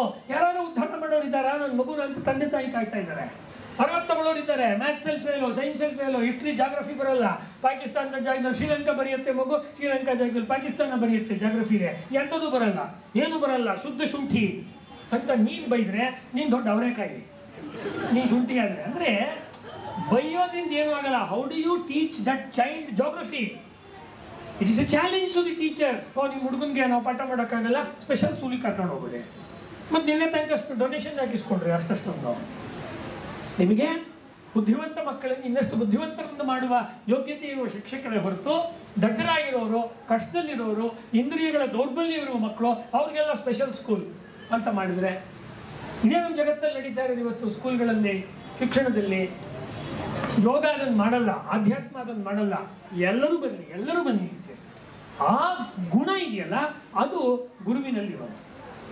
ಶ್ರೀ ಗುರುವೇ ಅರುವೆ ಶರಣಾಗಿ ಬರುವೆ ಬೇಂದ್ರೆಯವರ ಪ್ರಸಿದ್ಧವಾದ ಮಾತಿದೆ. ಅದನ್ನು ಹೇಳಿ ನನ್ನ ಮಾತುಗಳನ್ನು ಮುಗಿಸ್ತೀನಿ. ಬೇಂದ್ರೆಯವರು ಗುರುವಿನ ತತ್ವದ ಬಗ್ಗೆ ಅಥವಾ ಗುರುವಿನ ವಿಚಾರದ ಬಗ್ಗೆ ಅವರಷ್ಟು ತಲೆಯನ್ನು ಕೆಡಿಸ್ಕೊಂಡವರು ನಮಗೆ ತುಂಬ ಕಡಿಮೆ ಸಿಗ್ತಾರೆ. ಬೇಂದ್ರೆಯವರ ಆ ಒಂದು ಪದ್ಯ ಇದೆಯಲ್ಲ, ಆ ಪದ್ಯದಲ್ಲಿ ಅವ್ರು ಹೇಳುವಂಥದ್ದು ಯಾವ ಅಂಶವನ್ನು ಅಂತ ಹೇಳಿದ್ರೆ ಗುರುವಿಗೆ ಸಂಬಂಧಪಟ್ಟಂತಹ ಅಂಶವನ್ನು ಬೇಂದ್ರೆಯವರು ಹೇಳ್ತಾರೆ. ನನಗೆ ಏನು ಗೊತ್ತಿಲ್ಲ, ಗೊತ್ತಿಲ್ಲದೆ ಇರುವಂಥ ನನ್ನನ್ನು ನೀನು ಉದ್ಧಾರ ಮಾಡೋ ಅಂತ ಕೇಳುವುದು ಗುರುವಿನ ಹತ್ರ. ಗುರುವಾದವನು ನಿನಗೇನು ಗೊತ್ತಿಲ್ಲ ಅಲ್ವಾ, ಬಾ ನಿನಗೆ ಎಲ್ಲವನ್ನು ತುಂಬಿ ಕಳಿಸ್ತೀನಿ ನಾನು ಅಂತ ಗುರುವಾದವನು ಹೇಳ್ತಾಳೆ. ಗುರು ಅಂದರೆ ಹೀಗೆ ತುಂಬ ಕರುಣಾಶಾಲಿಗಳು ಅನ್ನೋದು ಗುರುವಿನ ಲಕ್ಷಣ. ಗುರುವಿನ ಹತ್ರ ಇರುವಂಥ ಇನ್ನೊಂದು ಲಕ್ಷಣವೆಂದರೆ ಭೇದ ಭಾವ ಇಲ್ಲ. ಶ್ರೀಮಂತರೇ ಇರ್ಬೋದು, ಬಡವರೇ ಇರ್ಬೋದು, 10 ರೂಪಾಯಿ ಕಾಣಿಕೆ ಕೊಡ್ಬೋದು, 1000 ರೂಪಾಯಿ ಕಾಣಿಕೆ ಕೊಡ್ಬೋದು, ಪ್ಲಾಸ್ಟಿಕ್ದೇ ನೆಕ್ಲೆಸ್ ಕೊಡ್ಬೋದು, ಸಿಲ್ವರ್ ಅಥವಾ ಗೋಲ್ಡ್ದೇ ನೆಕ್ಲೆಸ್ ಕೊಡ್ಬೋದು. ಎಲ್ಲರನ್ನೂ ಸಮಾನವಾಗಿ ನೋಡ್ತಾರೆ. ಎಲ್ಲರಿಗೂ ಒಂದೊಂದೇ ಹೂ ಕೊಡೋದು ಅವರು ಆಶೀರ್ವಾದ ರೂಪದಲ್ಲಿ. ತುಂಬ ದುಡ್ಡು ಕೊಟ್ಟವ್ರಿಗೆ ಹೂವಿನ ಮಾಲೆನೇ ಹಾಕ್ಬಿಡೋದು, ಇಲ್ಲದೆ ಇದ್ದವ್ರಿಗೆ ಸಣ್ಣದಾಗಿ ಕೊಡೋದು, ಈ ರೀತಿ ಭೇದ ಭಾವವನ್ನು ಅವರು ಮಾಡೋದೇ ಇಲ್ಲ. ಗುರುವಾದವರು ಶಿಷ್ಯರನ್ನ ಪ್ರತಿ ಕ್ಷಣದಲ್ಲಿ ಪರೀಕ್ಷೆ ಮಾಡ್ತಾ ಇರ್ತಾರೆ. ಶಿಷ್ಯನಾದವರು ಗುರು ಅಂತ ಒಪ್ಕೊಳ್ಳೋಕೆ ಮುಂಚೆ ಪರೀಕ್ಷೆ ಮಾಡಬೇಕು. ಅದು ಗುರು ಪರೀಕ್ಷೆ ಅಂತಿದೆ. ಈಗ ವಧು ಪರೀಕ್ಷೆ, ವರ ಪರೀಕ್ಷೆ ಅಂತೆಲ್ಲ ಇದೆಯಲ್ಲ, ಅದೇ ಥರ ಗುರುವನ್ನು ಪರೀಕ್ಷೆ ಮಾಡಬೇಕು ಅಂತ ನಮ್ಮ ಶಾಸ್ತ್ರಗಳು ಹೇಳುತ್ತೆ. ಅಯ್ಯೋ ಗೊತ್ತಾಗ್ಲಿಲ್ಲ ಅವ್ರನ್ನ ಗುರುಗಳು ಅಂತ ನಂಬಿಟ್ವಿ, ಕೈ ಚೋಂಬ್ ಕೊಟ್ಬಿಟ್ರು, ನೀವ್ಯಾಕೆ ಹೋದ್ರಿ ಅವ್ರ ಹತ್ರ?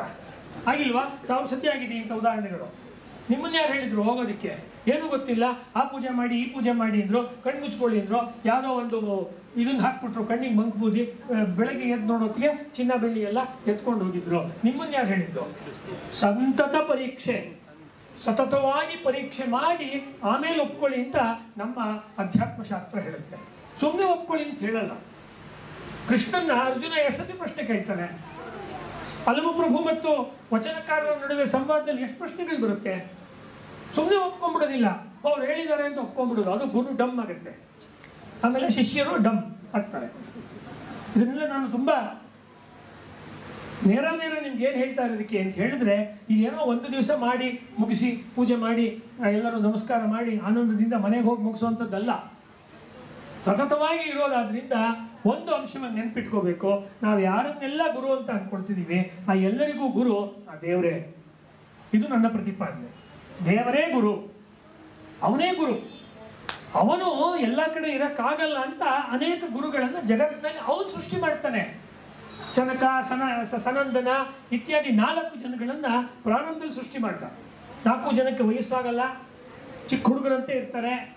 ಅವರು ಮಹಾಜ್ಞಾನಿಗಳು, ಅವರೇ 4 ಜನ ಮೊದಲು ಬಂದಿದ್ದು. ಅವರಾದ್ಮೇಲೆ ಬೇರೆ ಬೇರೆ ಗುರುಗಳು ಜಗತ್ತಿನಲ್ಲಿ ಬರ್ತಾ ಹೋಗ್ತಾರೆ ಅಂತ ಭಾಗವತ ಮತ್ತು ಬೇರೆ ಗ್ರಂಥಗಳು ಹೇಳುತ್ತೆ. ಹೀಗಾಗಿ ನಾವು ನಮ್ಮ ವೇದಗಳು, ನಮ್ಮ ಉಪನಿಷತ್ತುಗಳು, ನಮ್ಮ 18 ಪುರಾಣಗಳು, ರಾಮಾಯಣ ಮಹಾಭಾರತ ಭಾಗವತವನ್ನು ಈ ದೃಷ್ಟಿಯಿಂದ ನೋಡಿದಾಗ ಡೈಲಾಗ್, ಪ್ರಶ್ನೋತ್ತರ, ಗುರುವಿನ ಬಗ್ಗೆ ನಾವು ಗೌರವ ಇಟ್ಕೋಬಹುದು, ಇಟ್ಕೋಬಾರ್ದು ಅನ್ನೋದು ನನ್ನ ಮಾತಿನ ಅರ್ಥವಲ್ಲ. ಆದರೆ ಗೊತ್ತಿಲ್ಲದೆ ಏನನ್ನು ತಲೆ ಆಡಿಸ್ಬಿಟ್ಟು ಮುಂದಕ್ಕೆ ಹೋಗಬಾರ್ದು. ನಂಗೆ ಗೊತ್ತಿಲ್ಲ, ಇನ್ನೊಂದ್ಸತಿ ಹೇಳಿ, ನಂಗೆ ಮಾಡಕ್ಕೆ ಬರ್ತಿಲ್ಲ ಈ ಯೋಗವನ್ನು, ಅಥವಾ ಈ ಒಂದು ಕ್ರಿಯಾ ಯೋಗ ಮಾಡಕ್ಕೆ ಬರ್ತಿಲ್ಲ, ಈ ಧ್ಯಾನ ಮಾಡಕ್ಕೆ ಬರ್ತಿಲ್ಲ, ಈ ಪ್ರಾಣಾಯಾಮ ಮಾಡಕ್ಕೆ ಬರ್ತಿಲ್ಲ, ಈ ಮಂತ್ರವನ್ನು ಹೇಳಕ್ಕೆ ಬರ್ತಾ ಇಲ್ಲ, ದಯವಿಟ್ಟು ಹೇಳ್ಕೊಡಿ ಇನ್ನೊಂದ್ಸತಿ. ಏನೂ ಅದ್ರಿಂದ ತಪ್ಪಿಲ್ಲ. ಅದನ್ನು ಹೇಳದೆ ಗುರುಭಕ್ತಿ ಅನ್ನೋ ಹೆಸರಿನಲ್ಲಿ ನೀವು ಸುಮ್ಮನೆ ಮುಂದಕ್ಕೆ ಹೋಯ್ತು ಅಂತ ಹೇಳಿದ್ರೆ ಅದರಿಂದ ನಿಮಗೆ ಲಾಭ ಆಗಲ್ಲ, ನಿರಾಶನೆ ಆಗುತ್ತೆ. ಅಭಿನವಗುಪ್ತರ ಬಗ್ಗೆ ಬಹಳ ದೊಡ್ಡ ಆಚಾರ್ಯರು ಅಭಿನವಗುಪ್ತರು ತಂತ್ರಶಾಸ್ತ್ರದಲ್ಲಿ ತಂತ್ರಾಲೋಕ, ತಂತ್ರಸಾರ ಮತ್ತು ನಾಟ್ಯಶಾಸ್ತ್ರಕ್ಕೆ ಸಂಬಂಧಪಟ್ಟಂತಹ ವ್ಯಾಖ್ಯಾನಗಳನ್ನು ಬರೆದವರು. ಅವರ ಬಗ್ಗೆ ಅವರ ಶಿಷ್ಯ ಒಬ್ಬ ಹೇಳ್ತಾನೆ, ಅಭಿನವಗುಪ್ತ ಪಾದ ಲಿಖಿತಂ ಹೃದಯಂ ತದಿತರ ಶಾಸ್ತ್ರಕಾರ ಲಿಖಿತಂ ಸಲಿಲಂ ಅಂತ ಗುರುನಾಥ ಸ್ತುತಿ ಮಾಡ್ತಾರೆ ಅವರು. ಅಂದರೆ ಬೇರೆ ಗುರುಗಳು ಪಾಠ ಮಾಡಿದ್ರೆ ಅದು ನೀರ್ ಮೇಲೆ ಬರ್ದಂಗಿರುತ್ತಂತೆ. ಅಭಿನವಗುಪ್ತ ಪಾದರು ಪಾಠ ಮಾಡಿದ್ರೆ ಹೃದಯದ ಮೇಲೆ ಕೆತ್ತದಂಗಿರುತ್ತೆ ಅಂತ ಹೇಳಿ ಅವರು ಶಿಷ್ಯ ಹೇಳ್ತಾನೆ. ಅಭಿನವಗುಪ್ತರಿಗೆ ಇವತ್ತು ಯಾರು ಅಡ್ವರ್ಟೈಸ್ಮೆಂಟ್ ಮಾಡ್ತಾರೆ? ಆದರೂ ಸಡನ್ ಆಗಿ ನಾವಿವಾಗ ಅಭಿನವಗುಪ್ತರಂಥ ಮಹಾನ್ ಗುರುಗಳನ್ನು ನೆನಪಿಸ್ಕೊಳ್ತಾ ಇದ್ದೀವಿ. ಯಾಕೆ ಅಂತ ಹೇಳಿದ್ರೆ ಅವರ ಮಹಿಮೆ ಅದು. ಗಣಪತಿ ಮುನಿಗಳು, ವಾಸಿಷ್ಠ ಗಣಪತಿ ಮುನಿಗಳು ರಮಣ ಮಹರ್ಷಿಗಳ ಹತ್ರ ಹೋಗ್ತಾರೆ. ಅವ್ರು ಹೇಳ್ತಾರೆ, ನನಗೆ 14 ವಿದ್ಯೆಗಳು ಗೊತ್ತು, 4 ವೇದಗಳು ಗೊತ್ತು, ಆಮೇಲೆ ವ್ಯಾಕರಣ, ಜ್ಯೋತಿಷ, ಛಂದಸ್ಸು, ಎಲ್ಲ ಜ್ಞಾನ, ಆಯುರ್ವೇದ ಎಲ್ಲ ಕಲ್ತ್ಕೊಂಡಿದ್ದೀನಿ. ಆದರೆ ನನ್ನ ಹೃದಯ ಬರಡು, ನನ್ನ ಹೃದಯ ಖಾಲಿ, ನನ್ನ ಹೃದಯ ದುಃಖದಿಂದ ಕೂಡಿದೆ. ಹೇ ರಮಣ ಮಹರ್ಷಿಗಳೇ, ನನ್ನ ದುಃಖವನ್ನು ಹೋಗಲಾಡಿಸಿ. ಸುಖ ಸಿಗುತ್ತೋ ಇಲ್ವೋ ಗೊತ್ತಿಲ್ಲ, ಆನಂದ ಸಿಗುತ್ತೋ ಇಲ್ವೋ ಗೊತ್ತಿಲ್ಲ, ಈ ಭಾರವನ್ನು ಕಿತ್ಕೊಳ್ಳಿ ಅಂತ ಕೇಳ್ತಾರೆ. ಆಗ ರಮಣ ಮಹರ್ಷಿಗಳು ಆ ವಾಸಿಷ್ಠ ಗಣಪತಿ ಮುನಿಗಳಿಗೆ ಒಂದು ದೃಷ್ಟಿಪಾತ ದೀಕ್ಷೆ ಕೊಡ್ತಾರೆ. ದೃಷ್ಟಿಪಾತ, ಸುಮ್ಮನೆ ನೋಡ್ತಾರೆ. ಸುಮ್ಮನೆ ನೋಡಿದ್ರಿಂದ ರಮಣ ಮಹರ್ಷಿಗಳ ಕಾರಣದಿಂದ ಗಣಪತಿ ಮುನಿಗಳ ಜೀವನ ಅದು ಉದ್ಧಾರವಾಗುತ್ತೆ. ಹೀಗೆ ಆಗತ್ತೆ, ಹಾಗೆ ಆಗತ್ತೆ ಅಂತ ನಾವು ಹೇಳೋದಕ್ಕೆ ಬರೋದಿಲ್ಲ. ಹೀಗೆ ಗುರುವೆನ್ನುವುದನ್ನ ನಮ್ಮಲ್ಲಿ ವ್ಯಕ್ತಿಶಃ ಎಂದೂ ತೆಗೆದುಕೊಂಡಿಲ್ಲ. ವ್ಯಕ್ತಿಶಃ ಇಂಡಿವಿಜುವಲ್ ಫಾರ್ಮ್ ಅದನ್ನು ಗುರು ಅಂತ ನಮ್ಮಲ್ಲಿ ಎಂದೂ ತೆಗೆದುಕೊಂಡಿಲ್ಲ. ಇರಲಿ ಅಂತ ಇಟ್ಕೊಂಡಿದ್ದೀವಿ ಅಷ್ಟೇ. ಬೆಲ್ಲವೆಂದರೆ ಒಂದು ಸ್ಕ್ವೇರ್ ಆಗಿರೋ ಒಂದು ವಸ್ತು ಅಲ್ಲ ಬೆಲ್ಲ ಅಂದರೆ, ಅಲ್ವಾ? ಅಥವಾ ಕಬ್ಬು ಅಂದರೆ ಒಂದು ಉದ್ದಕ್ಕಿರೋ ಅಂತ ಒಂದು ಜಲ್ಲೆ ಅಲ್ಲ. ಕಬ್ಬು ಅಂದರೆ ಅದರ ಸ್ವೀಟ್ನೆಸ್, ಬೆಲ್ಲವೆಂದರೆ ಅದರ ಸಿಹಿ, ಅದರ ಸವಿ. ಸಂಗೀತಗಾರರೆಂದರೆ ತಂಬೂರಿ, ವೀಣೆ, ಕೊಳಲು ಅಲ್ಲ. ಸಂಗೀತಗಾರರೆಂದರೆ ಅವರು ನುಡಿಸುವ ನಾದ, ಅದು ನಿಮ್ಮ ಮನಸ್ಸಿನಲ್ಲಿ, ಹೃದಯದಲ್ಲಿ ಮಾಡುವ ಭಾವನೆ, ಆನಂದ. ಕಣ್ಣಲ್ಲಿ ನೀರು ಬರ್ತಾ ಇರುತ್ತೆ ಹಾಡು ಕೇಳಿಸ್ಕೊಳ್ಳುವಾಗ. ನೀವು ತಂಬೂರಿ ನೋಡ್ತಿರ್ತೀರಾ, ತಂಬೂರಿ ನೋಡ್ತಾ ಇರಲ್ಲ, ತಂಬೂರಿ ಆಚೆಗೆ ಹೋಗಿರುತ್ತೆ ನಿಮ್ಮ ಮನಸ್ಸು, ಅಲ್ವಾ? ತಂಬೂರಿ ಮೀಟಿದವ ಭವಾಬ್ದಿ ದಾಟಿದವ. ಆ ತಂಬೂರಿನಲ್ಲಿ ನಿಂತ್ಬಿಟ್ರೆ ತಂಬೂರಿನೇ ನೋಡ್ತಾ ಕೂತಿದ್ರೆ ಕೊನೆ ನಾವು ಒಂದು ತಂಬೂರಿ ಅಂಗಡಿ ತೆಗಿಬೇಕಾಗತ್ತೆ ಅಷ್ಟೇ. ಇದನ್ನ ಝೆನ್ನಲ್ಲಿ ಹೇಳ್ತಾರೆ. ಈ ಸತಿ ಗ್ಯಾರಂಟಿ ಮುಗಿಸ್ತೀನಿ, ಮುಗಿಸ್ತೀನಿ ಪ್ಲೀಸ್. ಈ ಸತಿ ಗ್ಯಾರಂಟಿ ಮುಗಿಸ್ತೀನಿ. Okay, it is my assurance. Guarantee scheme, ನನ್ಗೊಂದು ಗ್ಯಾರಂಟಿ ಸ್ಕೀಮ್ ಗೌರ್ಮೆಂಟ್ ಕೊಡುತ್ತಲ್ಲ, ನಮ್ದು ಒಂದು ರಿಯಲ್ ಗ್ಯಾರಂಟಿ. ಝೆನ್ನಲ್ಲಿ, ಝೆನ್ ಬುದ್ಧಿಸಮಲ್ಲಿ ಒಂದು ಕಥೆ ಬರುತ್ತೆ. ಗುರು ಆದವನು ಹೀಗೆ ಒಂದು ಬೆಳದಿಂಗಳಿನಲ್ಲಿ ಬುದ್ಧ ಅಂತ ಇಟ್ಕೊಳ್ಳಿ, ಅಥವಾ ಇನ್ನೊಬ್ಬ ಯಾರೋ ಒಬ್ಬ ಮಹಾಪದ್ಮ ಅಂತನೋ ಅಥವಾ ಬೋಧಿಸತ್ವ ಅಂತ ಯಾರೋ ಒಬ್ಬ ಅಂತ ಇಟ್ಕೊಳ್ಳಿ, ಬೋಧಿಧರ್ಮ ಅಂತ ಇಟ್ಕೊಳ್ಳಿ. ಅವನು ಗುರು ಶಿಷ್ಯನಿಗೆ ತೋರಿಸ್ತಾನೆ, ನೋಡಯ್ಯ ಎಷ್ಟು ಚೆನ್ನಾಗಿದೆ ಬೆಳದಿಂಗಳು, ರಾತ್ರಿ 8 ಗಂಟೆ 10 ಗಂಟೆಯಲ್ಲಿ, ರಾತ್ರಿ ಇದೇ ಥರ ಹುಣ್ಣಿಮೆ, ನೋಡಿ ಎಷ್ಟು ಚೆನ್ನಾಗಿದೆ ಅಂತಾನೆ. ಆ ಶಿಷ್ಯ ನನ್ನಂತ ಪೆದ್ದ. ಅವನು ಹೋಗ್ಬಿಟ್ಟು ಆ ಗುರುಗಳು ಒಂದು ಜುಬ್ಬ ಹಾಕೊಂಡಿರ್ತಾರೆ ಅನ್ಕೊಳ್ಳಿ. ಜುಬ್ಬ ಆದ್ಮೇಲೆ ಈ ಥರ ಬೆರಳಿರುತ್ತೆ. ಆ ಬೆರಳಿನ ತುದಿ ತನಕ, ಉಗುರು ಅಥವಾ ಬೆರಳಿನ ತುದಿ ತನಕ ಅವನು ಟಿಪ್ ಆಫ್ ದಿ ಫಿಂಗರ್ನ ಶಿಷ್ಯ ನೋಡ್ಬಿಟ್ಟು ಎಷ್ಟು ಚೆನ್ನಾಗಿರೋ ಉಂಗುರ ಹಾಕೊಂಡಿದ್ದಾರೆ ನಮ್ಮ ಗುರುಗಳು ಅಂತ. ಅಲ್ಲಪ್ಪ, ಬೆರಳು ನೋಡ್ಬೇಡ, ಬೆರಳಾಚೆ ಉಂಗುರ, ಉಂಗುರದಾಚೆ ಬೆರಳು, ಬೆರಳಾಚೆ ಆಕಾಶ, ಆಕಾಶದಲ್ಲಿ ಚಂದ್ರ, ಪೂರ್ಣ ಚಂದ್ರ, ಹಾಲಿನಂತೆ ಸುರಿಯುವ ಬ್ಯೂಟಿಫುಲ್ ಮೂನ್. ಅದನ್ನು ನೋಡು ಅಂದರೆ ಇವನು ಬೆರಳೇ ನೋಡ್ತಾ ಇದ್ದಾನೆ. ಇದನ್ನ ಝೆನ್ ಬುದ್ಧಿಸಮ್ನಲ್ಲಿ ಫಿಂಗರ್ ಪಾಯಿಂಟಿಂಗ್ ದಿ ಮೂನ್ ಅಂತಾರೆ. ಇವತ್ತು ರಾತ್ರಿ ಚಂದ್ರೋದಯ ಆಗುತ್ತಲ್ಲ, ಆಗ ನಾವು ನೋಡಬೇಕಾದ್ದು, ನೀವು ಕನ್ನಡಕ ಹಾಕೊಂಡಾರು ನೋಡಿ, ಕನ್ನಡಕ ತೆಗೆದಾದ್ರೂ ನೋಡಿ, ಯಾಕೆಂದ್ರೆ ಇಲ್ಲಿ 2 ರೀತಿ ಜನರು ಇದ್ದಾರೆ. ಕನ್ನಡಕ ಹಾಕ್ಕೊಳ್ಬೇಕಾದ್ರೂ ನೋಡಿ, ಬೈನಾಕ್ಯುಲರಲ್ಲಿ ನೋಡಿ, ಟೆಲಿಸ್ಕೋಪಲ್ಲಿ ನೋಡಿ, ಯಾವುದ್ರಲ್ಲಾದ್ರೂ ನೋಡಿ. ಆದರೆ ಟೆಲಿಸ್ಕೋಪ್ ಆಚೆ ನೋಡಬೇಕು. ಟೆಲಿಸ್ಕೋಪ್ ಗುರು, ಬೆರಳು ಗುರು.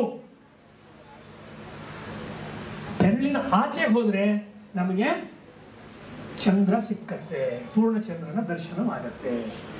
ಅಲ್ಲಿ ತನಕ ಅಲ್ಲಮ ಪ್ರಭುವಿನ ಮಾತಿದೆಯಲ್ಲ, ಗುಹೇಶ್ವರನೆಂಬುದು ಅತ್ತಲೆಯ, ಸಂಸಾರವೆಂಬುದು ಇತ್ತಲೆಯ, ಅಥವಾ ಕತ್ತಲೆ ಎಂಬುದು ಇತ್ತಲೆಯ. ಇಲ್ಲ, ನಾವು ಕತ್ತಲೆಯಲ್ಲೇ ಇರ್ತೀವಿ. ಆ ಗುಹೇಶ್ವರ ಶಿವನೋ ಪಾರ್ವತಿನೋ ಪತಂಜಲಿನೋ ಯಾರೋ ಗುರುಗಳು ಅವರು ಆ ಕಡೆ ಕಾಯ್ತಾನೇ ಇರ್ತಾರೆ. ನಾವು ಅತ್ಲ ಕಡೆ ಹೋಗೋದೇ ಇಲ್ಲ. ಯಾಕೆಂದರೆ ನಾವು ಈ ಬೆರಳು ನೋಡ್ಕೊಂಡೆ ಇರ್ತೀವಿ, ತಂಬೂರಿ ನೋಡ್ಕೊಂಡೆ ಇರ್ತೀವಿ, ಪುಸ್ತಕ ಇಟ್ಕೊಂಡೆ ಪುಸ್ತಕ ನೋಡ್ತಿರ್ತೀವಿ. ಪುಸ್ತಕದ ಆಚೆ ಇರೋ ವಿಷಯ ನೋಡಬೇಕು. ಪುಸ್ತಕ ಓದೋದು ಯಾಕೆ ಅಂದರೆ ಪುಸ್ತಕದ ಆಚೆಗೆ ಹೋಗೋಕ್ಕೆ, ಪುಸ್ತಕವನ್ನು ಮೀರುವುದಕ್ಕೆ ಪುಸ್ತಕ ಓದಬೇಕು. ಈ ತತ್ವವನ್ನ ಯಾರು ಹೇಳಿ ನನ್ನ ನೆರಳಿನಿಂದ ನೀನು ಆಚೆಗೆ ಹೋಗು, ನನ್ನ ನೆರಳಿನಲ್ಲೇ ನೀನು ನರಳಬೇಡ ಅಂತ ಹೇಳುವರೋ ಅದೇ ಗುರುಗಳು. ಸತ್ಯಕಾಮರು ವೀಣಾ ಬನ್ನಂಜೆ ಅವ್ರು ಹೇಳಿದ ಮಾತು ಏನಪ್ಪ ಅಂದರೆ, ಗುರುವೆಂದರೆ ಹೆಗಲ ಮೇಲಿನ ಹೆಣ, ಗುರುವೆಂದರೆ ಹೆಗಲ ಮೇಲಿನ ಹೆಣ, ಮೊದಲು ಅದನ್ನು ಕೆಳಗಿಳಿಸು. ಬುದ್ಧ ಹೇಳಿದ್ದು ಅದನ್ನೇ. ಆ ಒಂದು ಬೋಟ್ ಅದನ್ನು ಕೆಳಗಿಳಿಸಿ ಮುಂದಕ್ಕೆ ಹೋಗು. ಈ ಗುರು ಅಲ್ಲದೆ ಇನ್ನೊಬ್ಬರನ್ನ ಗುರು ಇಟ್ಕೋ. ಆದರೆ ಗುರುವನ್ನು ಹುಡುಕಕ್ಕೆ ನೀನು ಬಂದಿಲ್ಲ, ಪರಮಾತ್ಮನನ್ನು ನೀನು ಸೇರುವುದಕ್ಕೆ ಅಥವಾ ಅನುಸಂಧಾನ ಮಾಡೋದಕ್ಕೆ ಬಂದಿದ್ಯಾ, ಅದಕ್ಕೆ ಗುರು ನಿನಗೆ ದಾರಿ. ಆ ಗುರುವನ್ನು ಪೂಜಿಸು, ಆ ಗುರುವಿಗೆ ಗೌರವ ಕೊಡು, ಆದರೆ ಅಲ್ಲೇ ನಿಂತ್ಕೊಂಡ್ಬಿಡ್ಬೇಡ. Don't be satisfied at that level, ಅಲ್ಲಿಂದ ಮುಂದಕ್ಕೆ ಹೋಗು ಅನ್ನೋದನ್ನು ಹೇಳ್ತಾರೆ. ಹೀಗೆ ಈ ಗುರುತತ್ವವನ್ನು ತುಂಬ ಗೌರವಪೂರ್ಣವಾಗಿ ಮತ್ತು ಅಷ್ಟೇ ನಿಷ್ಠುರವಾಗಿ ವಿಮರ್ಶೆ ಮಾಡಿಕೊಳ್ಳುವ ಆತ್ಮವಿಮರ್ಶೆ, ಬೇರೆ ವಿಮರ್ಶೆ ಅಲ್ಲ, ನಮ್ಮ ಒಳಗಿನ ವಿಮರ್ಶೆ ಮಾಡಿಕೊಂಡಾಗ ನಮಗೆ ಗೊತ್ತಾಗೋದೇನು ಅಂತ ಹೇಳಿದ್ರೆ, ನಾವೇ ಶಿಷ್ಯರು, ಆ ಭಗವಂತನೇ ಗುರು, ಆ ನಡುವಿನ ಸಿಕ್ತುವೆ ಈ ಲೋಕದಲ್ಲಿರುವಂಥ ಬೇರೆ ಗುರುಗಳು. ಈ ಲೋಕದಲ್ಲಿರುವ ಎಲ್ಲ ಗುರುಗಳಿಗೆ, ಹಿಂದೆ ಆಗಿ ಹೋದ ಗುರುಗಳಿಗೆ, ಈಗ ಇರುವ ಗುರುಗಳಿಗೆ, ಮುಂದೆ ಬರುವ ಗುರುಗಳಿಗೆ ನಮಸ್ಕಾರ ಮಾಡಿ ನನ್ನ ಮಾತಿಗೆ ಮಂಗಳ ಹಾಡ್ತೀನಿ. ಓ ಶ್ರೀ ಗುರುಭ್ಯೋ ನಮಃ. ನಮಸ್ತೆ.